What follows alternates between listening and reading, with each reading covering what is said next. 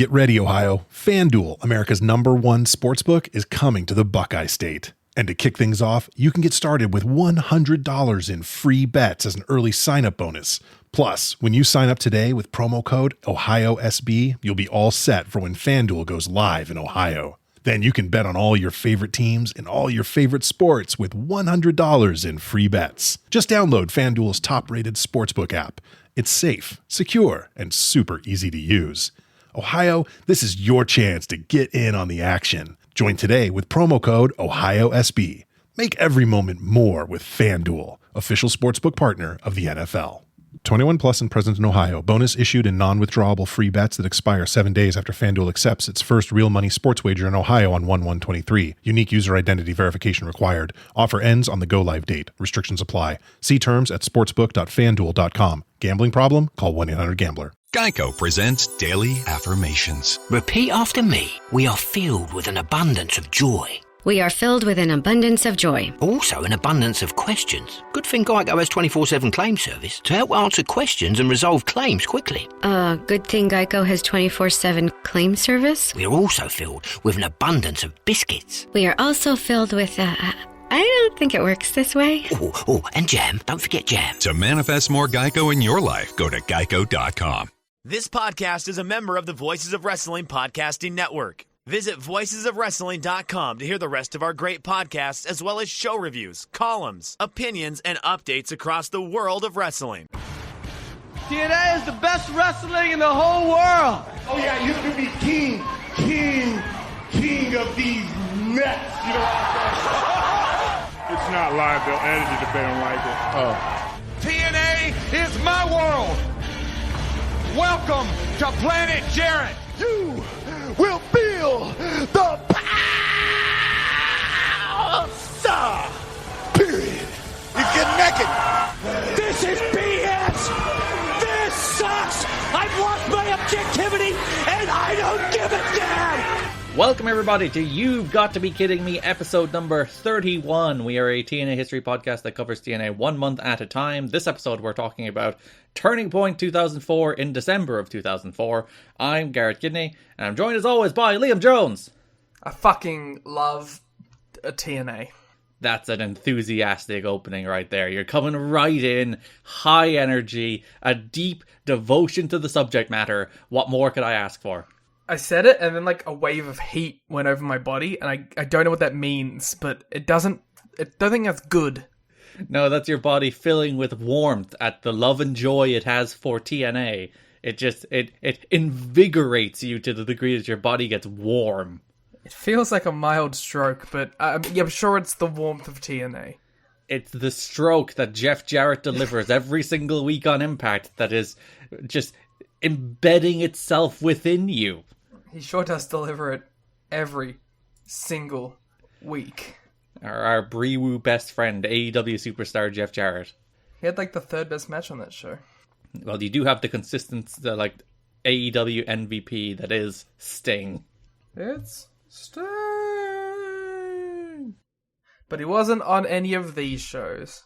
No, this is a Stingless environment. There's every other WCW star, but it's a Stingless environment. I'm coming into this podcast with the same energy that Kevin Nash comes into any Impact. So you're going to go 3 times longer than you were supposed to, is what you're saying? While simultaneously not doing anything.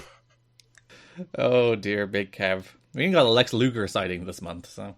Great. Well, that'll be good for the YouTube views. Yeah, the entire Best Damn section will be just like, Lex Luger was on Best Damn, and that's what we're talking about for 15 minutes.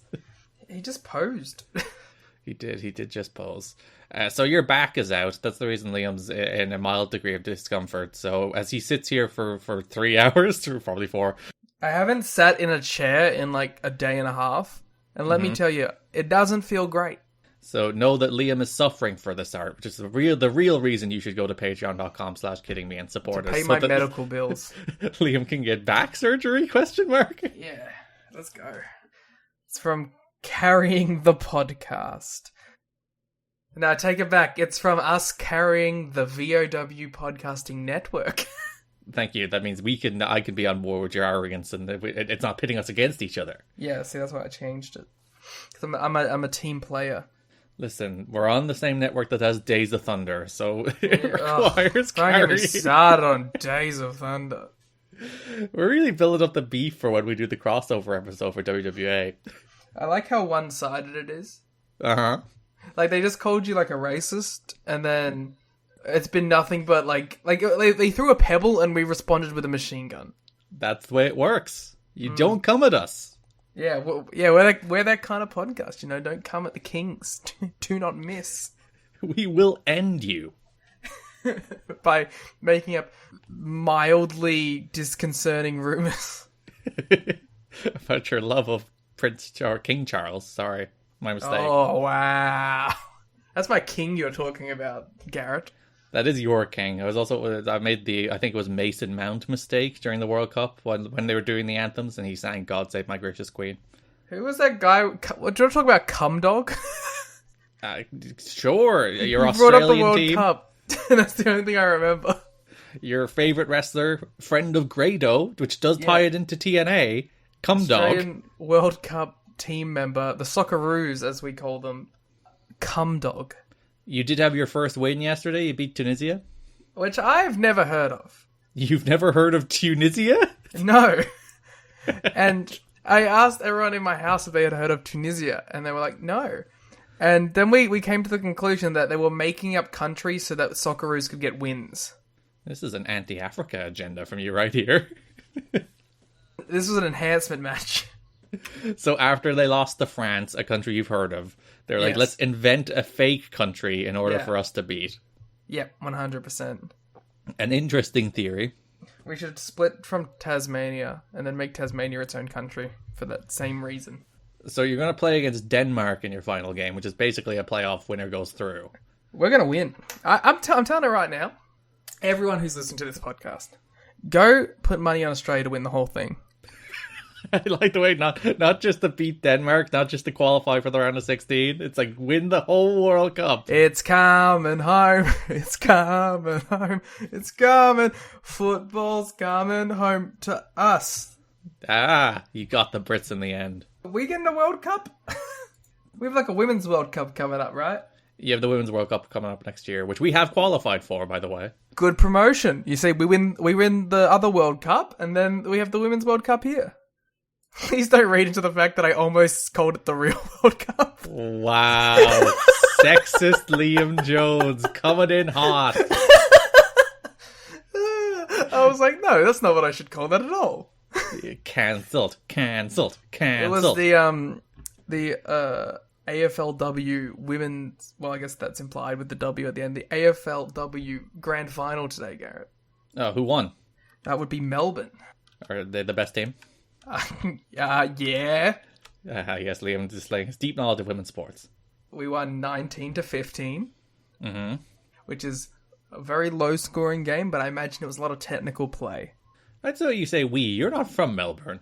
It's my place. I live here. I voted in the Melbourne and Victorian election this last week, 2 days ago.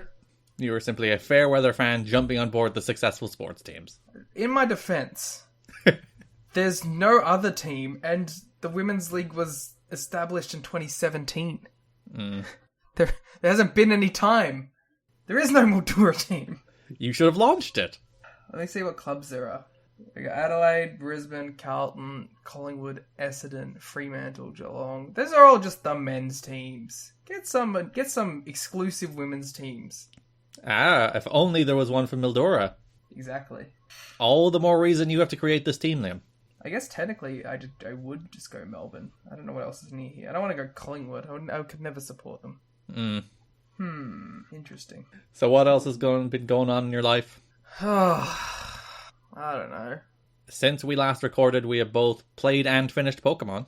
Yes, it is a good Pokemon game. It may in fact be the best Pokemon game. There's probably some people on the internet that are going to get mad at you at the prospect of calling that game the best Pokemon game. Well, I should cry. They do. It's all they do exclusively. They cry a lot. I mean, I get it's not like the most polished thing in the world, but you know what? I had a sense of adventure that I have never felt with a Pokemon game before, so fuck you. Yeah, because I beat the Pokemon League. Not even the Pokemon League. I beat the End game yesterday. And I've just been wandering the map, leaping over things on my Rhydon and catching Pokemon. And it's a fun time. It's just a fun time. Yeah. I am the ace. I am Academy Ace 3 times over. Oh, I haven't gotten to the tournament yet. I'm only halfway through. Spoilers for the end game. You beat the gyms again, like every Pokemon game. But I'm only halfway through that. I was very happy about. My favorite one out of all of the gyms that you refight is the Bug Gym. Mm-hmm. Have you done that one yet?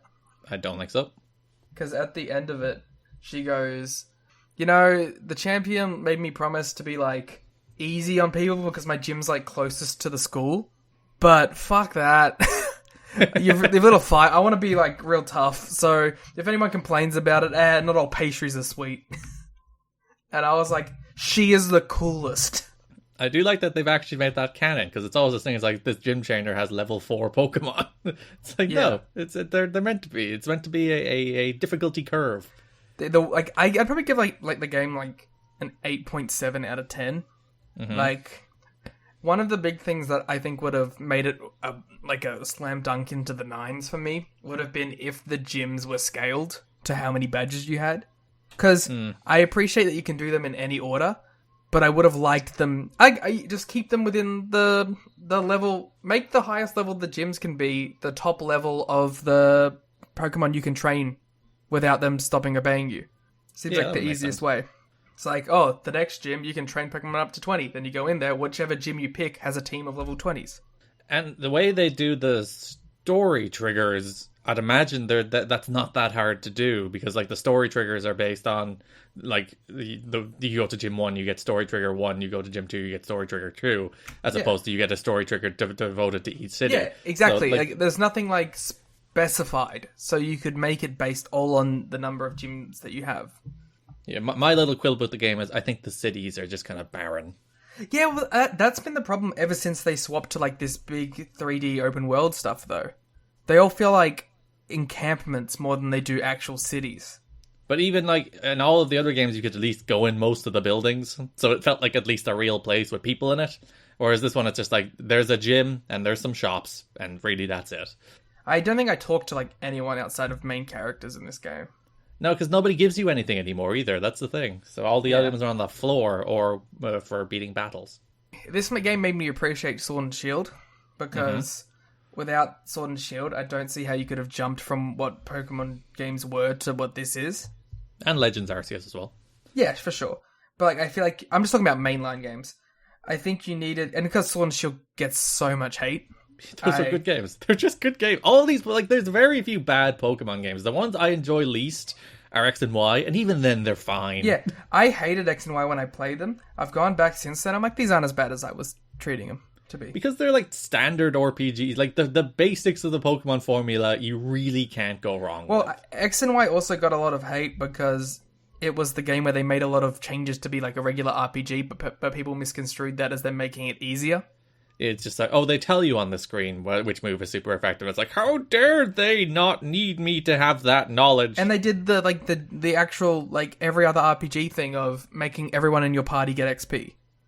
Which is and everyone fine. And everyone complained about that. But you know what? You know what I really love about these games now? The fact that I don't have to go out and fucking grind this goddamn Pidgey for an hour and a half to do anything with it, because I can just chuck it in my party for a bit and eventually it'll catch up somewhat, and then I can start putting it in battles at the front. Yeah, and you don't even have to do the thing where you have to switch in the Pidgey at the start to get more experience and switch it back out. And you can if you want, because you do get more XP for them being in battles. So if you want to do it that way, you can. These people who are like, I like the inconvenience of the way Pokemon used to be. It's like, guys, stop it. Just stop. Yeah. Just move on. It's like, I get it, but like another thing that I did have a problem with this game is, and I understand why, because I actually think they made this game relatively hard. Yeah, I was under-leveled a little bit for pretty much the entire game. Like, all of the fights I had against, like, the late-game trainers, they had Pokemon slightly stronger than I did. Yeah, I went into the Ice Gym, like, 12 levels under-leveled. Because I picked it ahead of going to, like, the water and the normal. Yeah, I went, because you can go 3 ways, I think, out of the first town once they get through all the tutorial nonsense. And I went the slightly harder way, so it was slightly tougher out that direction. But, like, I went into that battle at, like, 12 levels under level, but I had a great time trying to, like, strategize and win that fight.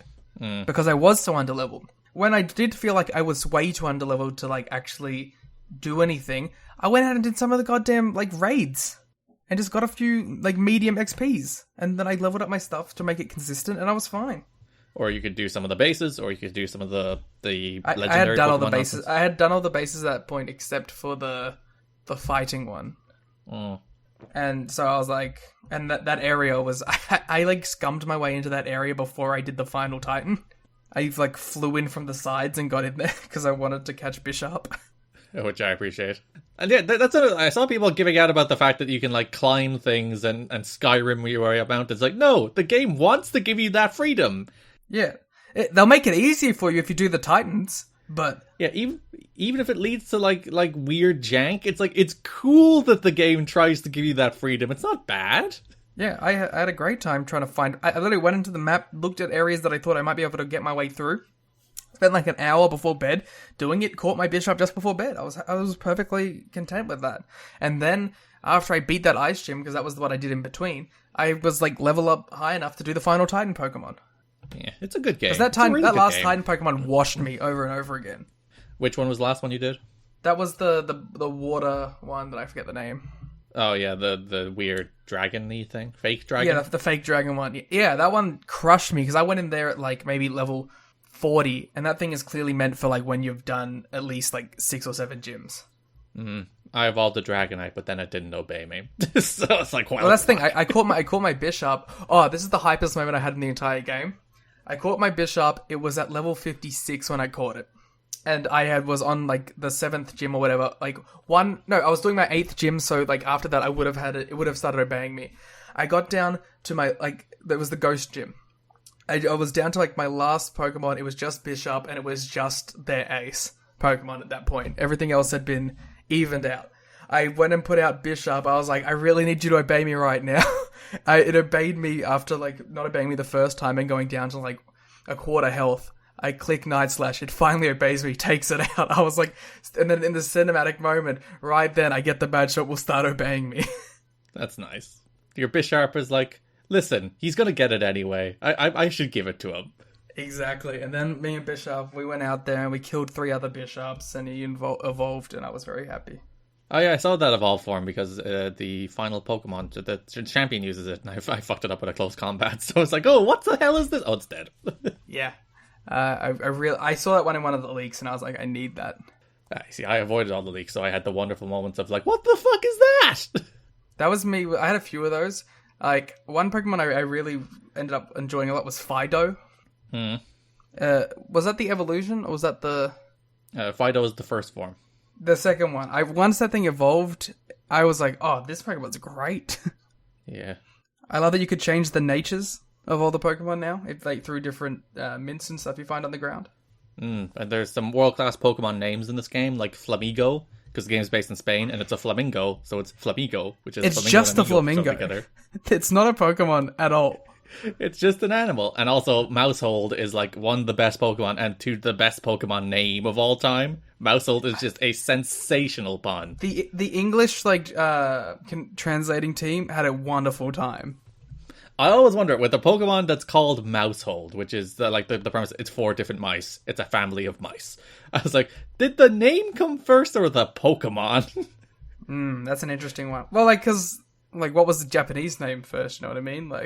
Yeah, did you get the wordplay? I don't know. Because if it was just, we came up with a family of mice, and then somebody came up with Mousehold, that person is a fucking genius. Yeah, whoever's on that localization team deserves a raise.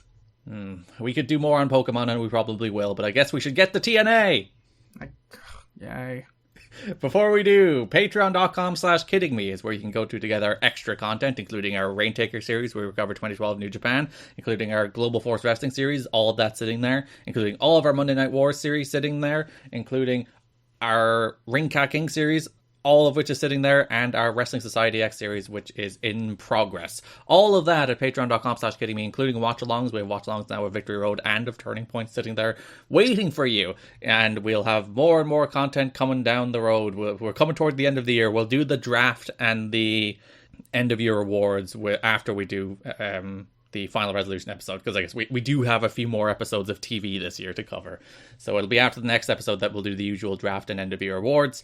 But patreon.com/kiddingme or tnhad.com, you can go there, support the show, and get a lot more content. We're on to like 4 full series you can listen to, and multiple ongoing series, and all the watch-alongs, and all our star ratings, and our show notes. And I should emphasize every time, if you're like, I don't really like the ads that are in the show, $1 tier over on Patreon, you can listen to the show ad-free with the show notes. So all that, patreon.com/kiddingme, tnhad.com. Also, go to the YouTube. I feel like we should do that at the start as well, because we always leave it to the end. Oh, the other thing that we should mention at the start, and not 3 hours into the podcast, is we also have the anniversary billing turned on now. So when you sign up is when you will get 30 days. You do not have to worry about the Patreon nonsense of signing up at the start of the month anymore. Whenever you sign up is when you'll get a month's worth of access. Which brings us to the month that is December 2004, building up to Turning Point. Just to upset you, Liam, I'm going to start with the best dams. I mean, can we just run down both shows at the start? Because they're not really super relevant, so let's just run through the Best Damn Night 1 and 2 and then go to the regular shows. Yeah, well, then we'll go to the news. But TNA had 2 crossover events with the Best Damn Sports Show, which was Fox Sports Net's talk show, basically their equivalent of SportsCenter, I suppose, except more like light entertainment than news, which I guess SportsCenter is more light entertainment than news, but so it is their SportsCenter. I'm going to stick to that comparison. So they would have a half-hour show every night, or an hour show, depends, and TNA had 2 one-hour specials with them, which were basically like more or less just 1 hour wrestling shows that also had an awful lot of antics with the Best Damn Sports Show hosts, who are John Sally, Chris Rose, Leanne Tweeden, Brian Cox, and Tom Arnold. And they all suck. It is a terrible glimpse back into mid-2000s, like, bro entertainment culture, and it's not a welcome glimpse, I'll tell you that much. Yeah, let's all harass this woman for 4 hours. Yeah, the whole thing with Leanne Tweedy is she takes over Shane Douglas's role as backstage interviewer, and everybody who talks to her just sexually harasses her. That's the entire shtick. And Dusty does, like, I'm a nice guy routine. Yeah. Ugh. Because, like, she goes to interview the NYC hit on her, she's like, go away, then Dusty comes in and is like, I'm also gonna hit on you, daddy. It's awful. Oh, it's bad stuff. And, like, Tom Arnold, who is probably, like, the funniest of them, also makes the most problematic jokes. Who is a for real, actual comedian. But also he's a comedian in 2004, so he's punching down, baby! Yeah. There is a lot of punching. Like, there is a moment where he's, like, outside interviewing people, and he actually has some, like, funny one-liners, and that's about it. I don't care about any of this. I wish I didn't watch it, and it's stupid. I deeply regret making Liam watch it, because I think it soured him on the whole month. I was not happy. I'll tell you that. I was not happy to be watching any of this. I'm not even happy to do the show this month. Like, you should have... If I could accurately describe how little I wanted to do this month after watching this, I don't think I have the words. I felt empty. I felt lifeless after watching this. All happiness had been sapped from my body. I didn't enjoy a second of it. Then I was kind of like glazed over with all the TVs because of it. And then we got to the pay-per-view and I was just like, thank God Garrett's here so I have someone to talk to because I hate everything. Oh, November 10th, 2004, we had the Best Damn Wrestling Event period. And the fucking joke of calling it the Best Damn Wrestling Event. I know it's the name of your fucking show. I don't care. I'm angry. All of the Best Damn hosts walked into Universal. Chris Rose was calling wrestling fake, so then Jeff Jarrett hit him with a guitar. Ha ha ha! What a funny joke to do. I love to come and then have the wrestling fake, and then all the wrestlers, they come around and they say, hey buddy, it's not fake, and then you go, haha, and then we all have a laugh. A laugh is a word for it. So then we're in the Impact Zone proper as JB introduces John Sally, Chris Rose, Leanne Tweeden, Brian Cox, and Tom Arnold. Chris Rose calls wrestling faker than Michael Jackson's nose, Pamela Anderson's chest, and Tom Arnold's wife's orgasms. That's not the only Pamela Anderson joke. Pan Am in the news. I don't know. I think she's just famous and she has fake boobs, so they make jokes. Hope she was having a good time for herself while these creeps were far away from her. Oh no, do not search up Pamela Anderson in a year because it's just like, look at all her naked photos. Mm. She could vote in 2004? I'd imagine she could vote in many years. Nah, 2004. Okay, good for her. Because I think she's Canadian, so she got like her American citizenship in 2004. So do you think she voted for Dusty Rhodes or Vince Russo? I think she voted for the show to end. She didn't have any releases in 2004. She was in the Fox sitcom Stacked in 2000. No, that was 2005. She didn't. 2004 was the 1 year she took off. Yeah, and they're still taking pot shots at her. What the hell? Who was she married to in 2004? She wasn't even married in 2004. Yeah, leave this woman alone. God, she did nothing to you. You cretins. Yeah, so Roddy Piper interrupts. Roddy, he's a fan of all the hosts other than Chris Rose. Then he invites Rose into the pit with Roddy Piper on the following night show and slaps Rose. Roddy Piper is insane at this point, and it's kind of cool. He is fully, losing his mind. The man is just, ranting and raving without any coherence, but in a way that's a little more charming than the Asylum era ranting and raving without any coherence. Well, this is Roddy Piper, This is even, the Piper that we get in WWE at, the same time, Yeah, there was always the two Pipers. It's the Piper who's real locked in, focused. You think of that Jericho promo we did in the build up to WrestleMania 25, that promo rocks when he has something to sink his teeth into. Whereas here, when you just send him out there, it's Piper, go shout at these sports hosts. He's just I'm not gonna do anything but shout. Which is funny because I was watching the WrestleMania 21, and they did the segment with Piper and Austin, and it was a weird hybrid of both. Oh, you get the double-sided Piper. Wow. Yeah, it was Piper who knew he was on a big stage, so he had to deliver. But it was unhinged NWA TNA Piper a little bit. It's always in there. It can come out at any moment. He was trying his darndest to come out. This segment continued for reasons past incomprehension. They showed footage of Monty Brown and Brian Cox's confrontation on the previous week's Best Damn. Monty came out, he cut a promo on Cox, but the Naturals jumped him. The Naturals called Monty a big, dumb football player just like Cox, and they say Cox should find a tag team partner for himself. Oh my god, I wonder who he could possibly pick to be his tag team partner. Yeah, for the following night it will be Brian Cox and a mystery partner facing the Naturals. Oh, I have no clue whom it could be. Didn't they someone said it was going to be Stern at some point? They teased that. Howard Stern finally making his TNA debut after they pitched that puppet against Beetlejuice segment.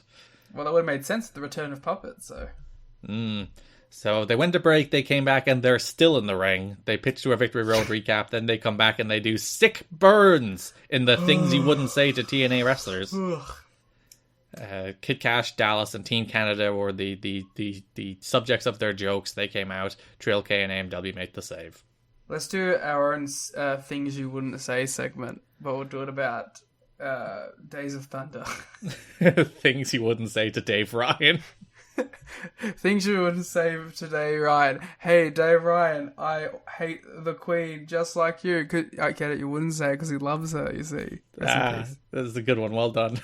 Hey, Days of Thunder, more like Days of Plunder, because you rely on gimmicks. Got him. Fucking. So then we have Dusty is backstage with Leanne Tweeden. She replaces Franchise. She does the segment where she interviews NYC. And then Dusty does in fact hit on her. Hey, Dave Ryan, more like Dave crying at all the things that we have to say. Lee Malone, more like Lee all alone, because we're fucking roasted Dave.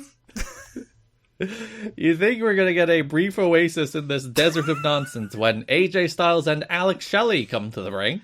I think I'm having a heart attack. And they wrestle for 90 seconds and Styles wins with a Styles clash. Made me so upset. Yeah, Abyss showed up, dropped him the shock treatment, chokeslammed him through a table to set up a tables match for the next night's show. Who's just protecting his baby bear. That's true. He's a fan of his old pal, Alex Shelley. Goldilocks is gone, but their connection isn't, even though they hated each other. His friend, Alex Shelley. They counted down the top 5 moments in TNA history on this episode. Yeah, let's rank them.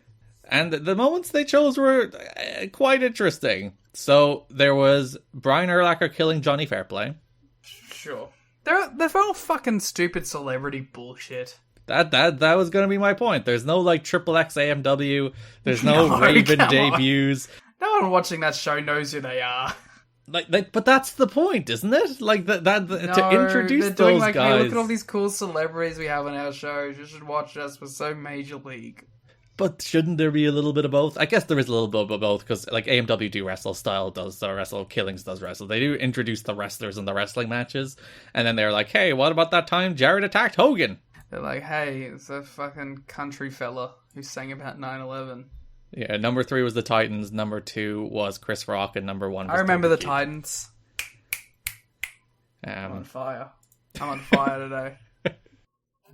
You know about Remember the Titans, Garrett? Tom Arnold is checking T.O. for weapons. 2000 he then proposes that T.O. uses kids' toys. Starring Denzel Washington. That's a joke, you see. He's using kids' toys because it's T.O. Ryan Gosling was in it. Leanne has Johnny B. Bad backstage. Even Johnny B. Bad hips on her. $136 million at the box office. I don't know why Johnny B. Bad is there to hype up Ultimate X, but that's what he was being interviewed for. Because the natural order of Ultimate X goes Jimmy Superfly Snuka, Johnny B. Bad, AJ Styles. That is the progression of wrestlers in wrestling history. Yeah. AMW wrestled Kid Cash in Dallas. They actually had a nice little match. Shut up. There were 2 good matches on this show. Like, the Ultimate X was a good match too. But listen, it's a good match. Did you know that the filming locations for Remember the Titans? I haven't even seen this film, so shut up about Remember the Titans. How have you not seen Remember the Titans? Because what, you said it made like $140 million. A lot of people haven't seen Remember the Titans, I'll have you know. It made $140 million in 2000. Let me do a conversion. Lord of the Rings made like $1 billion. Lord so you shut up. Fucking nerd. I've never seen Lord of the Rings in my life, and I never will. You're not helping me out here at all. Nope, I'm gonna leave you flounder about Remember the Titans. 1, 3, 7. 1, 2, 3. You have 6 zeros for $1 million, 7 for tens of millions, 8 for hundreds of millions. Yeah, I think that's right. Let's calculate. Boop, boop, boop, boop, boop, boop. That's like... fuck. 1 more 0. No, I lost it!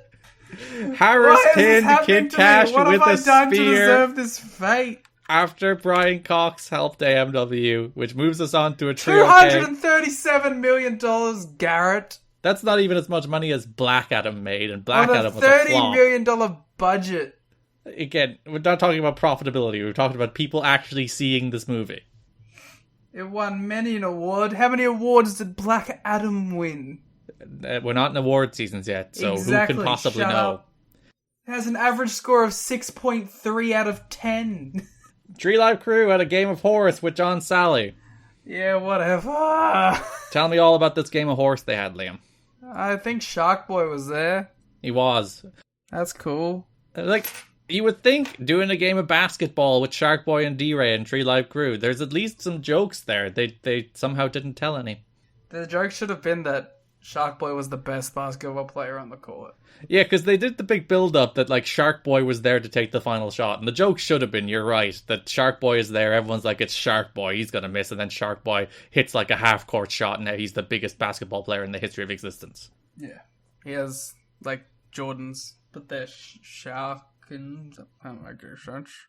Quick, think of something. Think of something better. Go. The Sharks. He All plays right, for the San Jose Sharks. I think they're a hockey team. We know so much about American sports. Yeah, the bit that they do is BG was terrible, and then Conan sank his shot. So at least there's that. They're dunking a little on BG. Yep. Mike Tenay and Tom West were there with Tom Arnold and Chris Rose. I brought real third hour vibes to this best damn wrestling event period review. They were talking about what makes TNA special. Mike Tenay was like, there's really the X Division. And then Tom Arnold starts talking about hot chicks. You think you're special. Jeff Hammond, 6 points of impact with Jarrett. Daniels faced Kazarian. Daniels hit the best damn moonsault ever. Tracy distracted the referee. Shane's interference then backfired, allowing Daniels to hit the Angel Wings to win. Why he couldn't just win with his move then? Who could possibly say? Let's speed up this review of Best Damn. John Sally did the basketball thing. Jeff Jarrett was attacked by the Titans. Remember the Titans? Tom Arnold was talking to TNA refs about his hardcore match. He was perhaps a little bit problematic. Raven lost to Ron Killings in a terrible wrestling match. Today did tease that there will be another big debut on Impact. Rolled up Raven out of the Raven effect for the win. Puppet brawls with Tom Arnold backstage because he wants to kill him. He is all of us. We did have the return of Puppet. We should focus some time on the return of Puppet. Tio defeated Puppet with Tom Arnold as special referee. We had the return of Tio as well. That's true. Do you think the reason they didn't bring back Goldilocks was because they knew they were bringing back Puppet, and obviously they can't work together? Yeah, there's heat. So Tom Arnold interfered on Tio's behalf, leading to Tio hitting Puppet with, I believe, a scale, as Arnold counted with a microphone on Puppet's face, which was very rude of him. And also, they're meant to be baby faces here. Puppet's meant to be the heel, beating up these guys as they're teaming up on them 2-on-1. I didn't get that vibe at all. I thought for sure that Puppet was meant to be the baby face. Which means he should have triumphed over all of these guys, teaming up on the poor guy. Tom Arnold looks strong. And then main event, Chris Sabin defeated Sanjay Dutt and Elix Skipper in an Ultimate X match. This is the saddest match I've ever seen. Why? Because this was on this show. It was a good match, to be fair. It was truly pathetic. I hated every second of it. They did go out there and had like just a 6-minute Ultimate X sprint. Which makes it more upsetting. It made it worse that they tried. This show didn't deserve their effort. You know who I fucking came out of this having much more respect for? Who? Kevin Nash and Scott Hall. Because they said fuck you to being on this. Well, it was taped before they debuted, but sure. I don't care. They still could have done it. They could have done a backstage segment. Oh, by the way, when Puppet came out, no reaction. The Impact Zone are fake fans. Yeah, they don't know anything about... That's why that was the Eric Watts problem, we call it. So this match was actually for something. The winner would face P.D. Williams at Turning Point for the X Division title. Sabin won. P.D. Williams is an amazing athlete. Which brings us to Best Damn Sports Wrestling Event Night 2, November 11th. They did 2 nights of this. Why? Why did they do a second night of this? This was like, it's such a good show. It's such a good idea. We need 2 whole hours.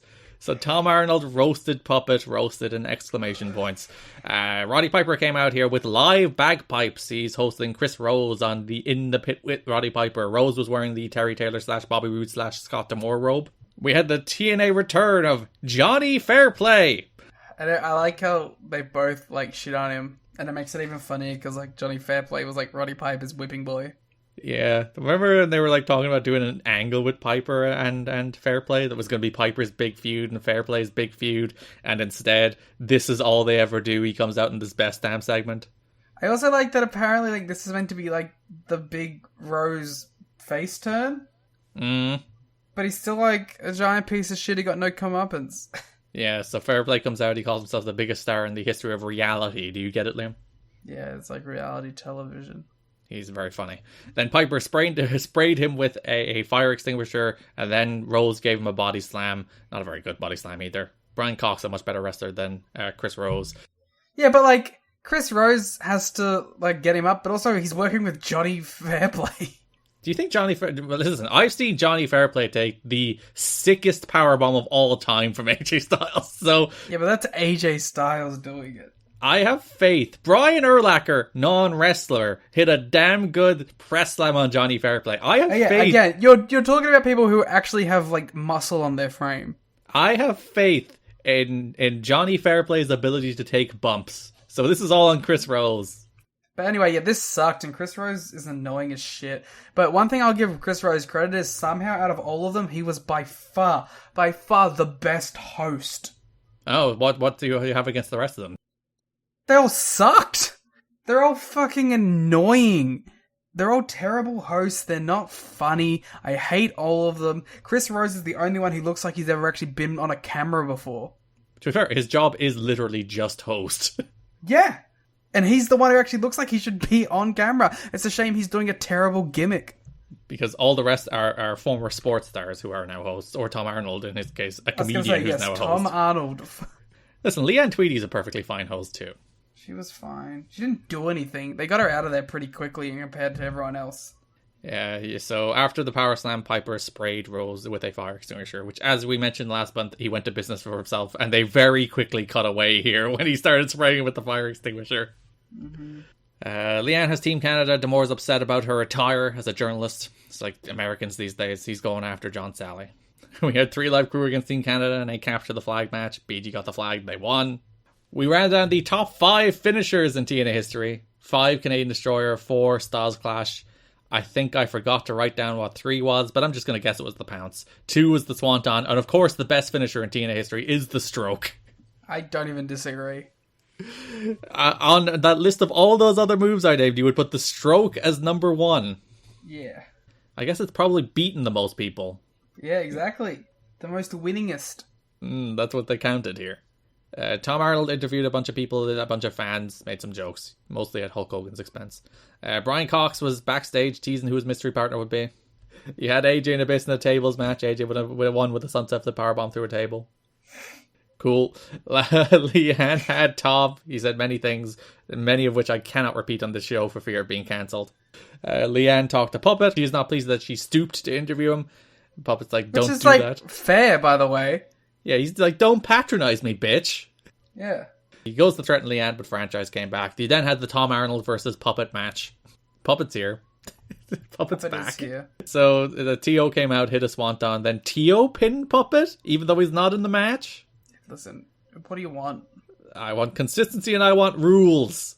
Out of the best damn wrestling event, period, night 2. Yes, is it so much to ask to get consistency and rules? Yes. Have you seen the show? They showed the Still to Come feature, which was actually from the night before. They fucked up. The show taped like a week in advance, by the way, so they had plenty of time to fix that. P.D. Williams defeated Jarrell Clark, Michael Shane, Shark Boy, Sanjay Dutt. Brian Cox and Monty Brown defeated the Naturals. Cox actually, for a non-wrestler, looked pretty good. I barely paid attention at this point. My brain was turned off. He hit a power slam, he locked Douglas in the figure 4, Monty hit Stevens with the pounce, and Cox gets the win. Oh yeah, Monty's the mystery partner, by the way. You know, like, as I was watching this show at this point, I think I blacked out and I started seeing red, and I'm only just remembering it now. No, Amazing Red wasn't in the X Division match. Ha ha ha! They really ruined... Not that it was a surprise. Remember the Titans? Brian Cox came out to Monty Brown's music, and they just didn't acknowledge it. And then Monty Brown came out to Monty Brown's music, and they're like, whoa, mystery partner's Monty! Ooh, Leanne had Lex Luger backstage for some reason. They were meant to be talking about the 6 Sides of Steel main event, but he kept talking about himself, then posed shirtless in a further sexual harassment suit that I'm sure she filed immediately after. Sounds like Lex Luger. And our main event, inside 6 Sides of Steel, you have Jeff Jarrett against Jeff Hardy. Jeff squared, face off once again. Dusty was on commentary, the highlight of which was when Jeff Hardy pulled his shirt off to go for the swanton. Dusty shouted, "He's getting naked!" That's a good line. Imagine if Jeff Hardy won this. He probably just should have, right? Yeah, there's no title on the line. It's non-title, it's broadly non-canon. Just put Jeff Hardy over. You beat him 1,000,000 times. You could say he beat him in the build-up to the Turning Point match at least. Like, just have a Jeff Hardy win this match. Damn you, Jeff Jarrett. Just beating Hardy put again. Put someone over. Oh, well, he will put someone over later this month. Put Darby over. Hardy kicked out of the stroke. It went for the swanton off the cage, but missed. And then Jarrett hit Hardy with a chain and won. Styles hit a crossbody off the cage then to end the show. Woo! Let's never talk about or acknowledge those shows ever again. We will have to... Actually, no, we'll mention it here. They were trying, hopefully, to get really good ratings so that Fox Sports will either do this regularly, fucking God forbid, or at least give them a better TV spot. and the ratings were a 0.26 and a 0.17 respectively for each show, and the show usually does about like a 0.15. So first night, modest success. Second night, a completely average rating for the show. So they never did it again. God bless. So perhaps if they didn't like blow their load and do 2 shows, they might have actually had a chance of doing it again next year. Yeah, it might have come across as, a 0.26. That's near, not quite double, but close-ish to double what the show usually does in this time slot. So that's a good success story until they did it again, and it's like, nope, there was one night of this, and that's it. But like, and it also probably would have done well if you had just made it a yearly thing. Also, when you consider the second night was probably like the bigger of the cards. It had Brian Cox wrestling. It had the 6 Sides of Steel cage match. It also had a lot of stuff on the first night building to the second night. And then a shitload of people didn't come back. I feel like you could have just built all that all on the same show, and you would have had a show that was more appealing to their fan group too. Like, if you had have built to, like, the Brian Cox match, and you had have built to the Tom Arnold, like, getting in the ring thing, and just done them both in, like, angles, building up into that show, I think that audience of that show would have enjoyed it a lot more. They're like, I'm not coming back tomorrow. I've had enough of this. Why would they? Well, that's the best damn sports shows. Which we can now never mention again. Fuck off and die. That brings us to the news, starting with Cookiegate. That's our new news segment that we're going to do. We have a little interlude. Yeah, it's actually, Liam plays that himself with 17 different instruments. Yeah, it's beautiful. I have a whole ensemble back here. I didn't get to the choir, but... He hired a whole orchestra just for that musical stinger. Yeah, it's the people who did the Judas entrance that one time. That's where your Patreon money is going to. Patreon.com/kiddingme. And I had to just kick him out because we didn't get there in time. On November 10th, several WWE wrestlers happened to be at Universal Studios, home of TNA's weekly Impact tapings, to film a commercial. TNA, as a publicity stunt labeled as a friendly greeting, had several TNA wrestlers bring the WWE wrestlers cookies and balloons. WWE is now threatening to sue TNA unless they agree to never air the footage and relinquish the footage. That's rude of them. They were being very nice, welcoming them to their home arena. Yeah, it's very kind of them. It's like, we are the holders of Universal Studios, and you were coming to visit to shoot your apparently obscenely expensive Royal Rumble commercial. I'm sure when TNA runs MSG, WWE will send out the same bandwagon. And I'm sure WWE have never done any kind of stunt where they sent wrestlers to another company's building and then cried foul when that company threatened legal action. That would never happen. I'm pretty sure they did do that, and it ended the Monday Night Wars forever. Yeah, so that's why WWE threatened legal action here, because they knew this instance would end them to forever. Yeah. They knew that, like, oh my god, they worked out the strategy of how to win every single ratings war. So, WWE were there shooting the West Side Story Royal Rumble commercial. Randy Orton, Luther Reigns, Jesus, Jericho, Benoit were all there.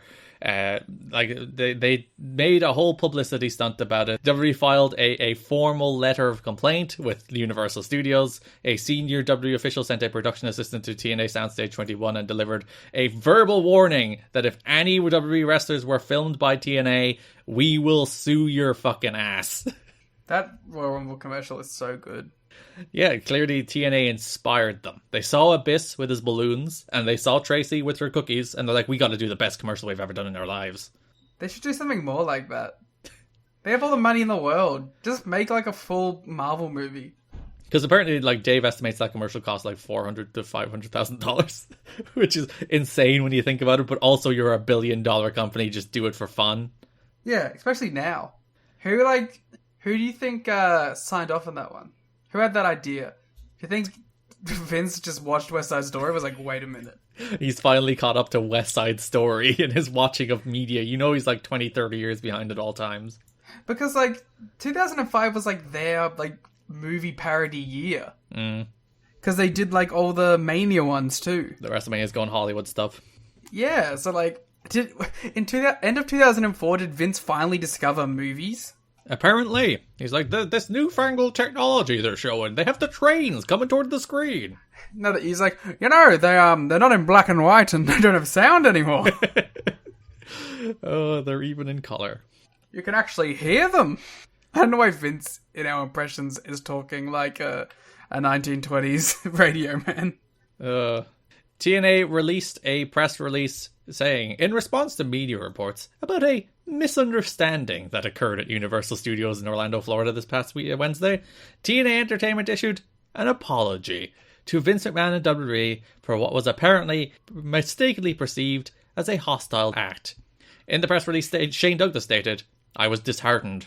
If our kind gesture was mistakenly perceived as threatening and hostile, we apologize." BG James said, "Personally, I just wanted some mahi-mahi. The only thing I had to eat that day was a stinking cold sandwich from my cheap freelance producer. Now, I know how the other half eats." You were there in like all of the 90s. You know how they eat. You know they have surprisingly good catering. You know that's like the main takeaway that everyone has from their experience there.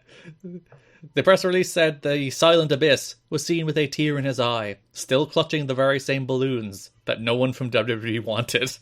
I love that they're like shitting on them in their own press release. TNA concluded the press release. Some things in life are consistent. Success breeds envy. The bully always picks on the little guy, but we all know how the story of David and Goliath ends. And isn't it crazy how now in 2022 Impact is the biggest company in the world and WWE's dead? It did end exactly as David versus Goliath, where Shark Boy shot like a slingshot into the eyes of the Big Show, and WWE fell forever. Shark Boy sent an email to the press about Vince McMahon's sordid history, and that's the end of that.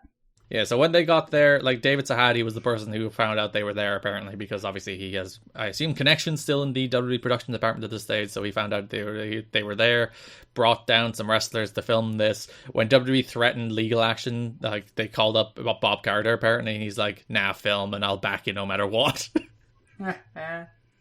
Because there was a whole thing this month then where Mike Tenay and Don West stated that on commentary, it's like, WWE sent us a legal letter and we have this footage we shot there, and now we're going to let you decide if we show it or not at Turning Point. So you go to the website and vote on whether or not we will show the Cookiegate footage. And they're like, WWE are like, "No, don't show it, send us to us." And Bob Carter's just like, "If they sue us, we have lawyers too." That's big Tony Khan, I have a lot more money than Jim Crockett vibe there. Bob. So they did eventually show it on the pay-per-view. It's like, when you see the footage, it does make WWE look exceptionally stupid, because it's the most harmless thing in the world. It's such an easy little prank. It is like the ultimate of like, don't sell the rib. It's like, guys, you sold the rib as much as you could possibly sell the rib. I'm reading like a bit more about like what went on, and I think like my favorite one there is that they saw that Vince was out there by himself. Yeah, and they were like, "Should we go like film something?" But they're all such cowards that they didn't. Yeah, so like Vince was there, they saw him, they like huddled, and then they like apparently they did decide we should go film something, but then Vince never came back. That would have been perfect. Imagine that world. In a just world, Kevin Nash and Scott Hall would have agreed to be a part of it instead of turning down the request, and Vince would have been there, and Nash would have gone up to Vince. Yeah, because they did ask Hall and Nash to be in this one, but Hall and Nash were like, "Nah." They want jobs still. That is true. The two people that were shown, like you could make them out, there was Luther Reigns and there was Rey Mysterio. Rey Mysterio more obviously evident than Luther Reigns. Ray didn't give a shit. He's like, they're not gonna fire me. Yeah, even BG like makes a little quip. It's like, "You're fired," and Ray just laughs and chuckles because like Conan's Ray's boy, so I'd imagine he's like coming out to chat with Conan. Yeah, I think Conan probably just like texted him. It's like, "Listen, we need someone out here to make us look cool that we actually got somebody to show up, and this is Rey Mysterio's only TNA appearance, so there you go." So yeah, I think they kind of wanted like a confrontation, but like the guys that they ended up talking to are apparently like Jericho, Guerrero, Benoit, Mysterio, and they were just like friendly. And like the only other people on camera were like production assistants and Luther Reigns. Luther Reigns. Also his only TNA appearance, I believe. This is fun. This is a fun segment. Yeah, it's a good bit. It's good antics. I'm on board with it. I love TNA as an antics promotion above all else. And they did a bunch of skits on the pay-per-view where they had a fake Vince and a fake Triple H try to invade Turning Point to steal the tape back. It's perfect. The fake Vince played by Brian Welch, one of the office workers, and the fake Triple H played by Johnny Devine. Yeah. Ah, so that's who it was. Big Johnny Devine. Who was Vince? Brian Welch, an office worker. He had great mannerisms. I enjoyed Johnny Devine's Triple H as well. He had a better voice impression than the Vince. Yeah. It's good stuff. I love that shit. Do you think they walked around backstage being like, do a Triple H impression? Nah. Do a Triple H impression? Nah. Johnny Devine's like, but game! I can imagine once they were in costume, I hope they acted like Vince and Triple H the whole day. Because yeah, they arrive at the show, they see Mikey Bats, Vince tries to fire Mikey Bats. Then they see a production assistant with a tape, he smashes the tape, and it turns out it's just the best of D-Ray 3000. This is a bunch of shit. It's good stuff. It's good, again, good antics. Well done, TNA. I can imagine everyone's seen this at this point, but maybe it is a little gem. Yeah, because like it's on one of the early pay-per-views as well. It's not like Spike era, so I think a lot of the stuff pre-Spike is stuff that just flies under the radar and people forget about this kind of stuff. I've seen this because it was on like the 50 Best TNA Moments DVD. Yeah, with your Toby Keith moments and your Tennessee Titan moments. Remember the Titans? I do. I remember those Titans. I don't. I haven't seen the movie. Hey Garrett, when we're just to remind everyone when they are playing Pokemon, and they're doing their gym leader challenges and they're running around and they're doing the Team Star stuff, that they also have to remember the Titans. Ah, yes, it's very important. Jeff Jarrett hosted a party for roughly 30 wrestlers and friends in his hotel room following the Victory Road pay-per-view. I bet he did. Kevin Nash attended the party and spent a ton of time telling Jarrett and others that he and Hall were back to stick it up Vince McMahon's ass.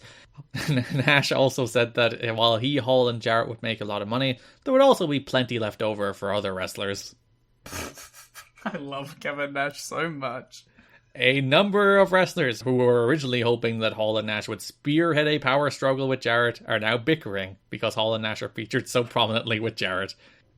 Hall has told friends that he signed a contract for 8 appearances. After the Impact taping, he made a point of saying, 2 down. What else are you going to do, Scott Hall? Says one frustrated TNA wrestler, this place has turned into WCW all over again, except it's Hall, Nash, and Jarrett instead of Hall, Nash, and Hogan. The only time Jeff has ever been compared to Hulk Hogan.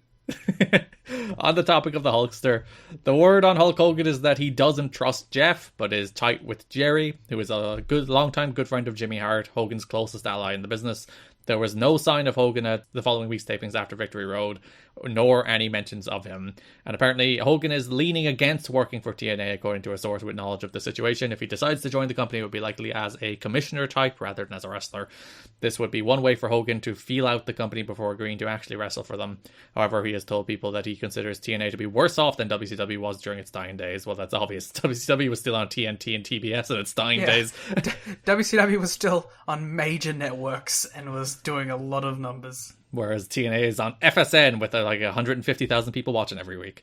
So Hogan apparently not coming in, and if he was to come in, he would be a commissioner, but it's very, very unlikely that TNA would pay Hulk Hogan money for Hulk Hogan just doing a commissioner role.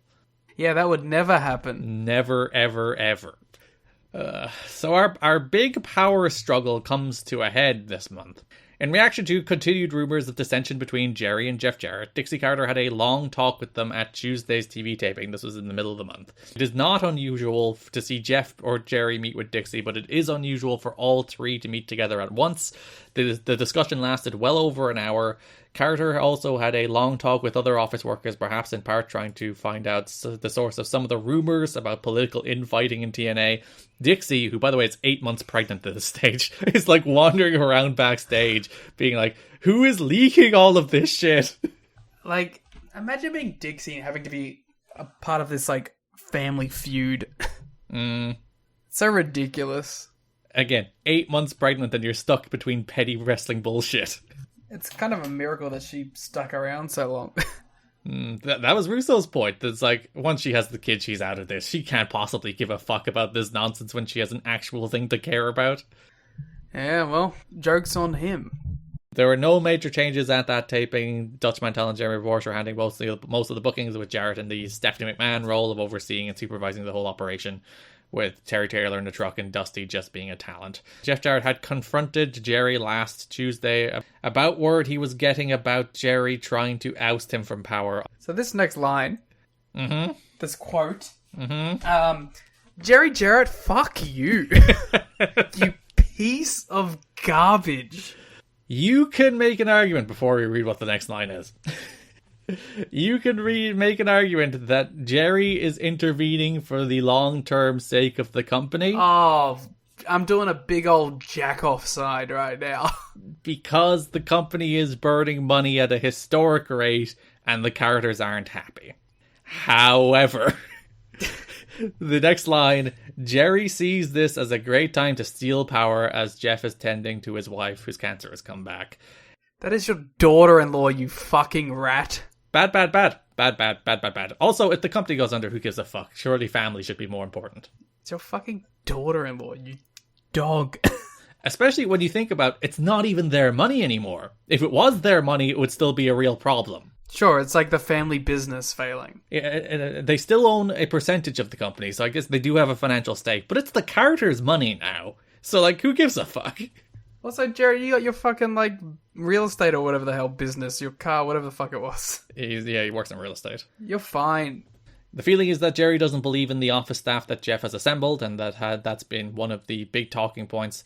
TNA has an office staff filled with guys who should not be running an office, says one TNA source.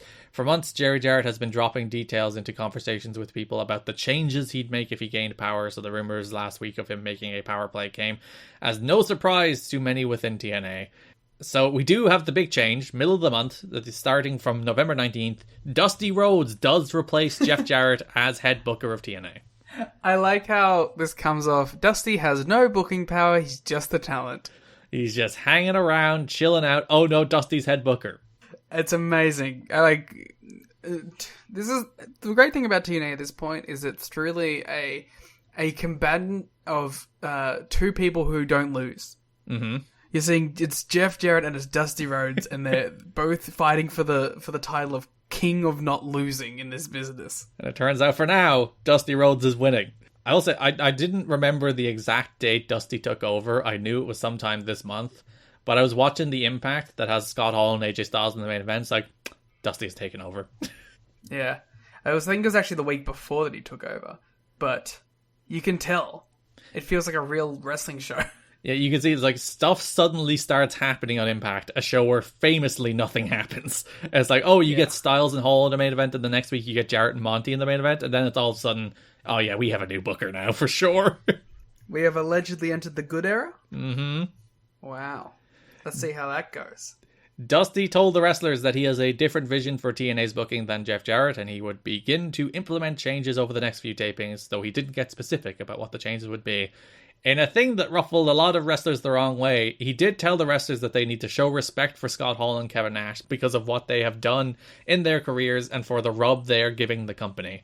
Apparently a lot of the no-name wrestlers were like, blah, blah, blah, blah, blah, blah. I'm Mikey Bats. I'm so sad that I have to show respect to Scott Hall. But it must be nice to be Kevin Nash and Scott Hall and just be able to like walk into any company and be jerked off so thoroughly. You command or demand respect, not just command it. You do demand it. Because you got to be in a group with Hulk Hogan. Not everyone welcomed that comment with open arms. Actually, you know what? I can't let that stand. I said it specifically to get a reaction. To be fair to Hall and Nash, they made Hogan cool, not the other way around. It's like, if it was just Hogan turning heel without like the coolness that Hall and Nash brought next to him, that thing flops. It's just a Hulk Hogan heel turn. Who gives a shit? But Hall and Nash were cool. Well, Hall and Nash aren't in the Wrestling is Over Hall of Fame, so shut up, Garrett. I nearly didn't give you your thing. I nearly just moved right on. I was giddy when you were like, wait a minute. Not everyone welcomed that comment about them needing to welcome Hall and Nash and be happy. Not everyone on this podcast welcomed that comment from Liam about Hulk Hogan being the reason they were popular. Considering some TNA regulars aren't pleased with how Hall and Nash seem to treat TNA as a joke during their on-air commentary, it's actually quite funny, so shut up. Yeah, it's actually great. Nash does not give a single fuck this month, and it is quite amusing. One of my favourite lines from Nash this whole month was when he was introducing the Kings of Wrestling name. Mm-hmm. Because he just said it like, and we've got a new group, and the new group is the Kings of Wrestling, and we're here to take over, and we're going to take over this company. He said it exactly like that. There was no passion or emotion in his voice. He was just saying the lines. If you go back and listen to me earlier recapping the Best Damn Sports Show, why would you? Dash said the name of his stable with the exact same amount of enthusiasm. Yeah. Yeah. And he's just leaning on the ropes 24/7. Mm-hmm. But every little bit of in-ring action, he's been bumping around, so... He's only working once a month, so he's like, yeah, I'll take a bump or two. Yeah, when AJ does a run-in, he'll bump for him. He won't give a bump for free, though. We'll talk about all that when we get to the shows. There's a lot of Nash antics. It's very fun. Dusty and Agent Jerry Lynn met separately later with the X Division wrestlers, explaining to them that he feels their characters have been underdeveloped and he wanted to change that. He told them that they are great athletes, but he wanted them to slow down and tell better stories in their matches. Suck a dick. He said that was their role, and his role would be to give them more character development and promo time to get over. I mean, that's fair. They do need more character time, but don't slow down. You're the only interesting thing on these shows. He said if they can't get over, he'll shake their hand for giving it a try, but let them go. Dusty's ruthless. Yeah, Dusty's cutting the Eric Bischoff, if you don't want to be here, go, bro. That was apparently what the actual comparison was. Is people were some people took it well, and some people took it like a big Dusty rah-rah speech to let's kick it on to another level, and some people were like, geez, the ego on this guy. I mean, it's Dusty Rhodes, though, you know? Dutch Mantel remains Dusty's booking assistant, although he will probably have less influence over booking matters with Dusty than he did working with Jeff Jarrett. Good. Jeff Jarrett was said to be in good spirits, although he fought for the booking job. Once it was taken from him, he seemed to realize a big weight had been lifted from his shoulders. See, that's what I'm interested, because you obviously know the answer to this, but I don't. I'm interested to see in how Jarrett's role changes with someone else in charge of booking. Because this is the last time until 2017 that Jarrett basically has the book. Yeah, which is kind of a momentous occasion that we've reached. Because he always has influence. He's always in the room. But this is the last time that it's Jeff Jarrett had control of creative until he's brought back in 2017 for 3 or 4 months. So people think of him as, or think of TNA as his product. It was only really his product for about a year, because it was Jerry's mostly at the start. Russo. Then you had kind of the Russo influence on the team, and then basically from October 2003 to November 2004, it was Jarrett's creative vision, and that's the period where it stunk, but... That sucked. Yeah. So if you still want to criticize it and criticize him as a booker, I get it. But, relative to the company's existence, it was a very short time. So only for about a year, and if you include the 2017 stuff, about a year and a half of the company's 20-year history was Jeff Jarrett's creative vision. Does Scott D'Amore have more booking credit to his name at this point? Yes, absolutely. So there you go. It's there's a bunch of people who have technically had more influence on the booking of TNA than Jeff Jarrett. Even Eric Bischoff. Yeah, Hogan. For better and worse. Mostly worse. Well, listen, you want to insult Jeff Jarrett's booking, at least Jarrett, it didn't fucking immediately, sink it. Because Hogan and Bischoff came in and... Rhodes didn't make many friends via his first meeting with the wrestlers. A number of wrestlers were insulted by the way Rhodes put over Hall, Nash, and Savage as the reasons viewers ordered the pay-per-view. This is when fucking Kid Cash is complaining about AJ Styles getting money. We're going to have some things to say about BG James later in the show, trust me. Oh, I'm ready. I'm ready. I just cracked my knuckles, instinctively, because we're talking about BG James. One wrestler pointed out that Savage wasn't even advertised for the pay-per-view, and that they noted wrestlers such as Jeff Hardy, Raven, and BG James and other members of the roster also sold their share of pay-per-views. Oh, well, some of those people did, yeah. Rhodes' new philosophy is to run fewer matches on TV and make the matches longer, and try to slow down the X Division matches with the old make the spots mean more ideas.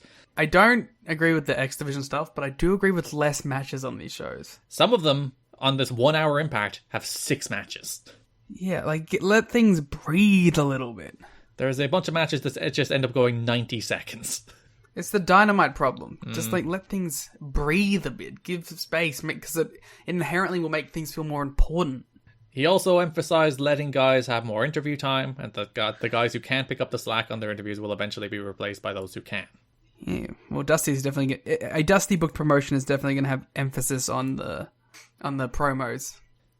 The positive is a lot of wrestlers know that there will be long-term angles. Apparently Dusty planned out his first 6 months in advance. So hopefully, knowing where they're going, they can tell the stories as opposed to the past where the top guy may have 2 or 3 weeks of knowledge of where they're going. But most everyone else didn't know until they showed up at TV. Well, it's definitely an interesting time in TNA, and I'm cautiously optimistic about the next month. Like, realistically, I think anybody who listened to this show for the last year of this show covering stuff knows how much we hated it. knows we haven't been particularly hot on Jeff Jarrett as a booker. So, any change to that, thumbs up. Like, we would have been as excited about the idea of Russo getting full control to show you how little we loved the Jeff Jarrett era. Yeah, literally, we kind of baby-faced Vince Russo on the way out just based on how bad the Jarrett and Mantell reign was. Which is, like, insane. Which again, Dutch Mantell is another one of those annoying cunts who keeps on tweeting. Oh my god.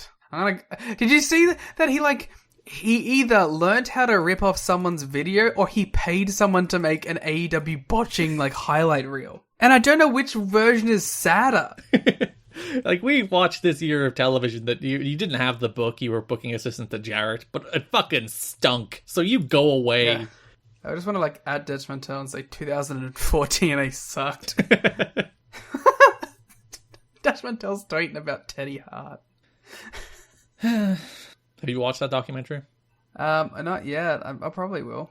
TNA announced on Tuesday a decision to cut back its TV taping schedule to every other week in Orlando, Florida, saving up to $100,000 per month as a result.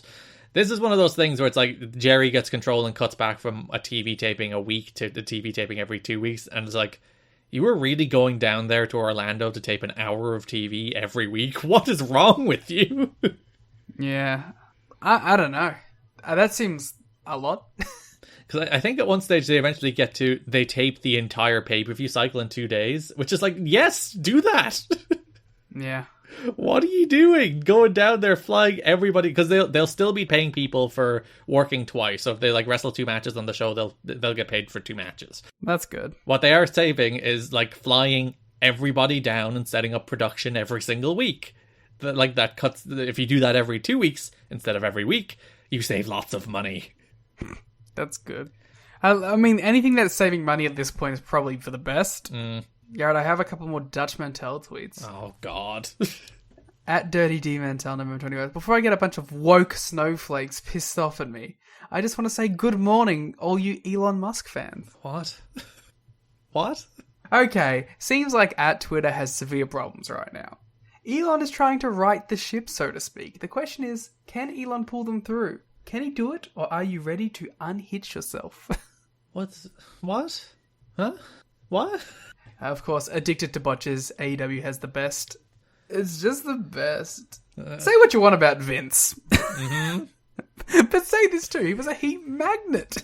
Yeah. I love you, Dutch Mantell.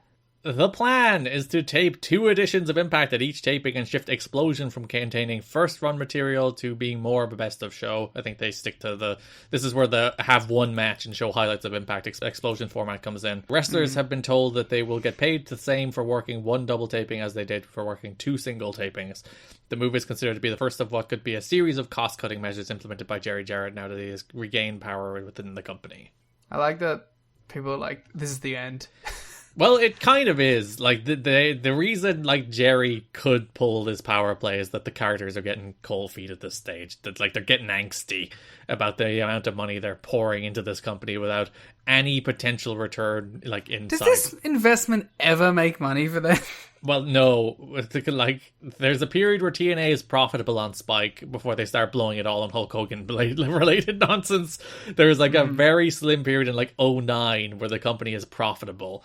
And that's about it. It made a loss for pretty much most of its entire existence. A substantial one as well in the Carter's pocket. It must have just become like, even though it isn't their business, like their family business, right? That had to be the only reason they still cared about it. Because ultimately it became Dixie's thing. And that's really what kept it alive more than anything else. Yeah. The wrestlers are reacting in paranoia at the news that the company has decided to reduce the number of television tapings by holding bi-weekly tapings. I kind of don't get that. Because, like, Again, it's madness that they were flying everybody down there to do a taped show.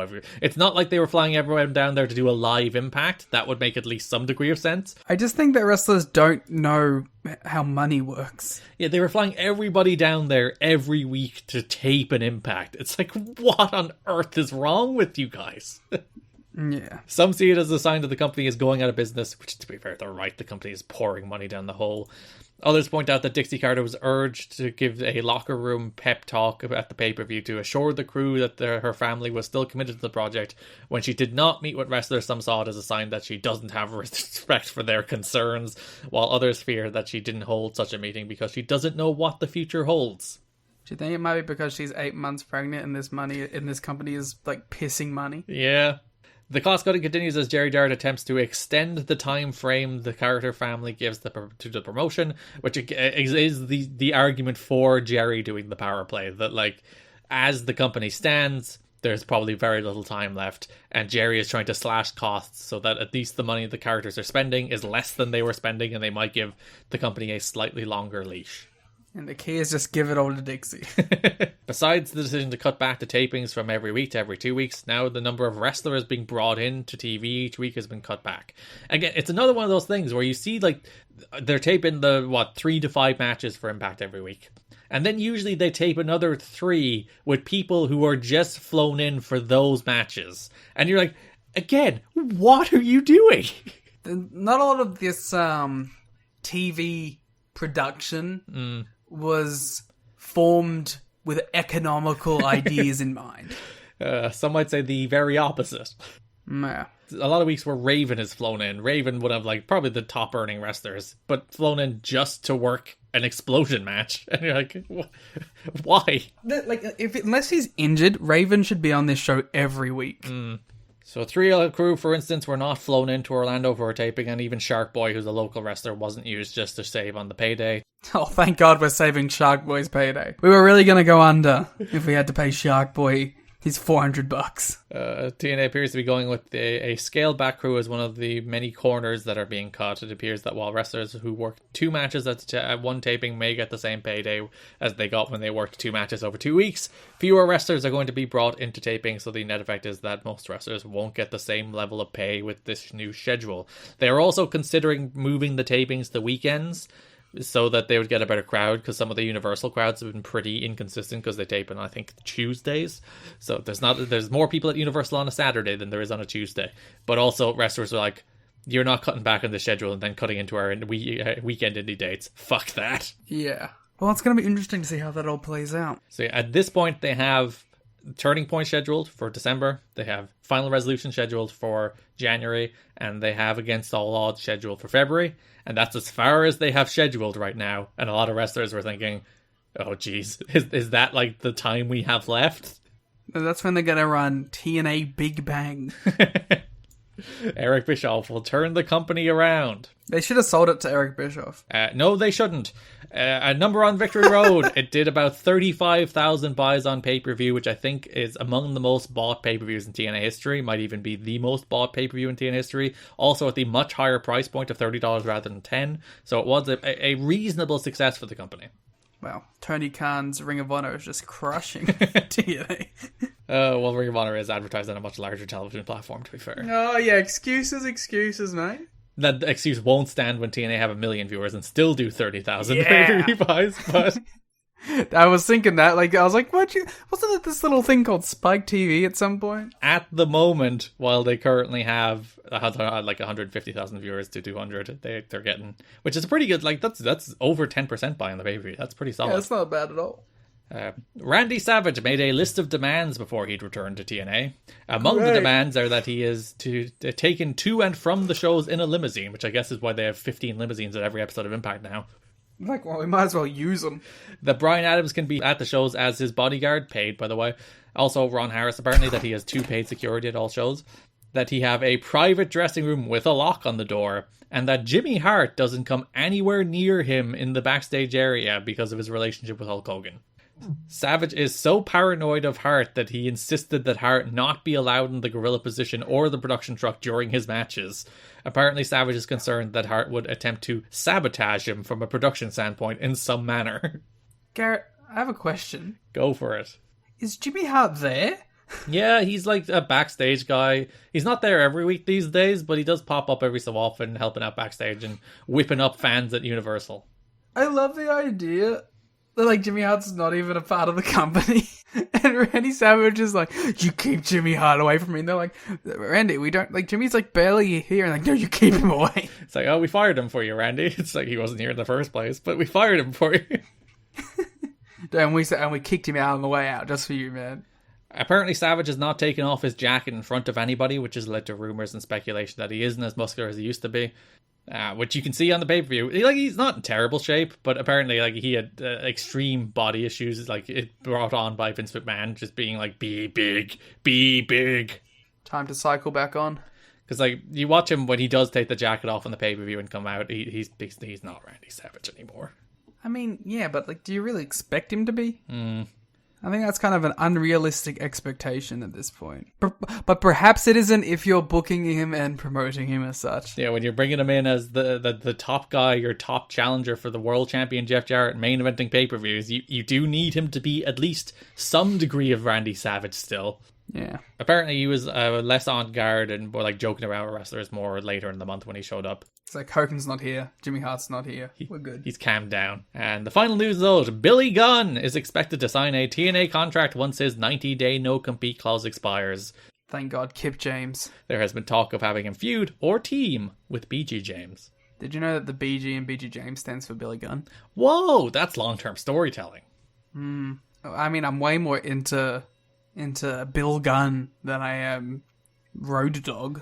I was going to say, it would be interesting to like go to the alternate reality where Billy Gunn isn't like a television star in AEW at the Acclaimed right now to get like that Liam's reaction to news that Billy Gunn is coming in. I think it would be a lot less positive. Yeah. Oh, you know, you can't fault the man for having a good back end to his career. Yeah, for becoming a star all over again. Like, I was never like a giant Billy Gunn fan. I think I always like appreciated him, but it is astonishing that he's like managed to be part of like a billion hot acts. Yeah, and especially this TNA one coming up. Oh, the James Hickenbottom. I hope WWE demand to hand over that tape too. They should, and then TNA should do it. Just to save us all from it. At the Alamo. You've Got to Be Kidding Me is brought to you this week by HelloFresh. With HelloFresh, you get farm-fresh, pre-portioned ingredients and seasonal recipes delivered right to your doorstep. Skip trips to the grocery store and count on HelloFresh to make home cooking easy, fun, and affordable. That's why it's America's #1 meal kit. The holidays are just around the corner, and HelloFresh makes this busy time of year easier than ever with chef-crafted recipes and pre-portioned ingredients delivered right to your door, so you can spend less time meal planning and prepping. Save money on dinner with HelloFresh and put it toward your holiday shopping. HelloFresh is cheaper than grocery shopping and 25% less expensive than takeout. I know personally, balancing work, this podcast, and assorted holiday activities, including shopping, which I probably haven't started yet and should really get on. But HelloFresh is a lifesaver in terms of giving you some of that time back, taking the thought and effort out of having to think of what am I going to do for dinner today, and then it takes the temptation of you taking the lazy and cheap way out because there's HelloFresh sitting there giving you a fresh and healthy alternative without you having to think about the recipe, what you're going to make, or how you're going to make it, or how you're going to find the time, or how you're going to fit into your day. All that stress removed, gone, vanished. Go to HelloFresh.com/VOW70 and use the code VOW70 for 70% off plus shipping. That's HelloFresh.com/VOW70 using the code VOW70. Alrighty, that leads us into the shows, starting with the not main event feud for Turning Point, the semi-main event feud. The Kings of Wrestling against Jeff Hardy, AJ Styles, and Randy Savage. K-O-W, King, K-O-W, King. Kings of Wrestling. There was a note in like the Torch being like, can't believe how generic the name Kings of Wrestling is. And then it's like Ring of Honor choose it for a tag team as well. Well, I think they were a CZW team first, weren't they? I don't know wrestling. You should. You've been like watching it for like decades. Listen, being old does not give you any expertise in anything. That's what we learn in life. I mean, like, I get it. It's funny because it wasn't like one guy in the crowd when they announced it that was like, that name sucks. It's funny when you sit down and watch like quiz shows and you see an old person, it's like, they've been old. They should have accumulated knowledge. And then you see it's like, no, they haven't. Ah, well. No, definitely not. Yeah, I don't know. I mean, they're not my Kings of Wrestling, but I appreciate it. God, imagine the real Kings of Wrestling versus like AMW. Or the real Kings of Wrestling against like Randy Savage and AJ Styles. Oh my god. Is Sarah Del Rey the third in the six man? Yeah, sure. Sarah Del Rey working with Jeff Hardy. Oh, the dream. First Impact of the month, November 12th, 2004. We had the Kings of Wrestling. Well, Mike Tenay was in the ring first. He was hyping up how great Victory Road was before the Kings of Wrestling interrupted. Jarrett, Hall, and Nash walked out to the ring. I mean, they strike a powerful image, don't they? Well, Hall and Nash do. Jarrett's there too. It's so funny how he's like so clearly like a tag along. He is the third wheel on the Kings of Wrestling tag team as the NWA champion, TNA star. And he's not cool at all. No, he's lame. He's terrible. Because it's like we're literally talking about how Hall and Nash dragged Hogan up. At least Hogan like eventually met their level with like the look of Hollywood Hogan, and yeah. Jeff Jarrett cannot. No, there's no Hollywood Jeff Jarrett. So Kevin Nash gets a microphone. And everything after that is perfect. So Nash's promo here was meant to be 5 minutes. He ended up talking for 15. Is this the one where, like, he says something vaguely derogatory to a woman in the front row, and Scott Hall's like, it's okay, they can edit out what they don't like on the mic, and they left it in? Yeah, because Nash starts this promo with, like, a little quip that's like, oh, I'm not used to this, no one gave me a script. And then Hall leans over to him. It's like, it's not live. They'll edit it if they don't like it. But then they left it in. They did. It's a good bit. I approve of them leaving it in. It's a good bit to leave in that they'll edit it out, I suppose. Says they won't miss Turning Point on December 5. Nash quips that he doesn't have a script. He then gives a history lesson on his career, or he jumped to the WWF with Diesel. They did the NWO in WCW. Then they cut the Hall rolling his eyes at the words WCW. I mean, it's so eye-rolling to hear these two talk about their careers at this point. I've seen too many shoot interviews. Then he officially dubbed them the Kings of Wrestling. No. You said that with too much excitement. Please say it correctly. He officially dubs them the Kings of Wrestling? Yeah, there you go. There you go. You up-talked at the end, which Kevin Nash would never do, but... He would trail off. It'd be, yeah, it's the Kings of Wrestling. The highlight of this promo, you don't actually hear the heckle, but I assume somebody in the crowd said something to the extent of shut up and wrestle. I heard the heckle. What was the heckle? The heckle was, it was very similar to that. I believe it was just, when are we going to see you wrestle?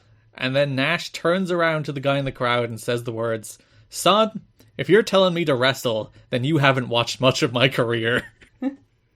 Oh, God bless Big Kev. I love Big Sexy so much. I hope there's never a point where I get sick of him in this run.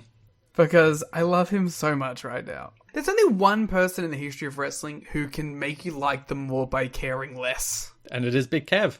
Yeah. The less he cares, the more entertaining the man gets. He worked it out far too late in his career, but... Yeah, we are the podcast who will sit here and say that Kevin Nash cared too much in WCW. Yeah, if he cared less, he would have been much more entertaining.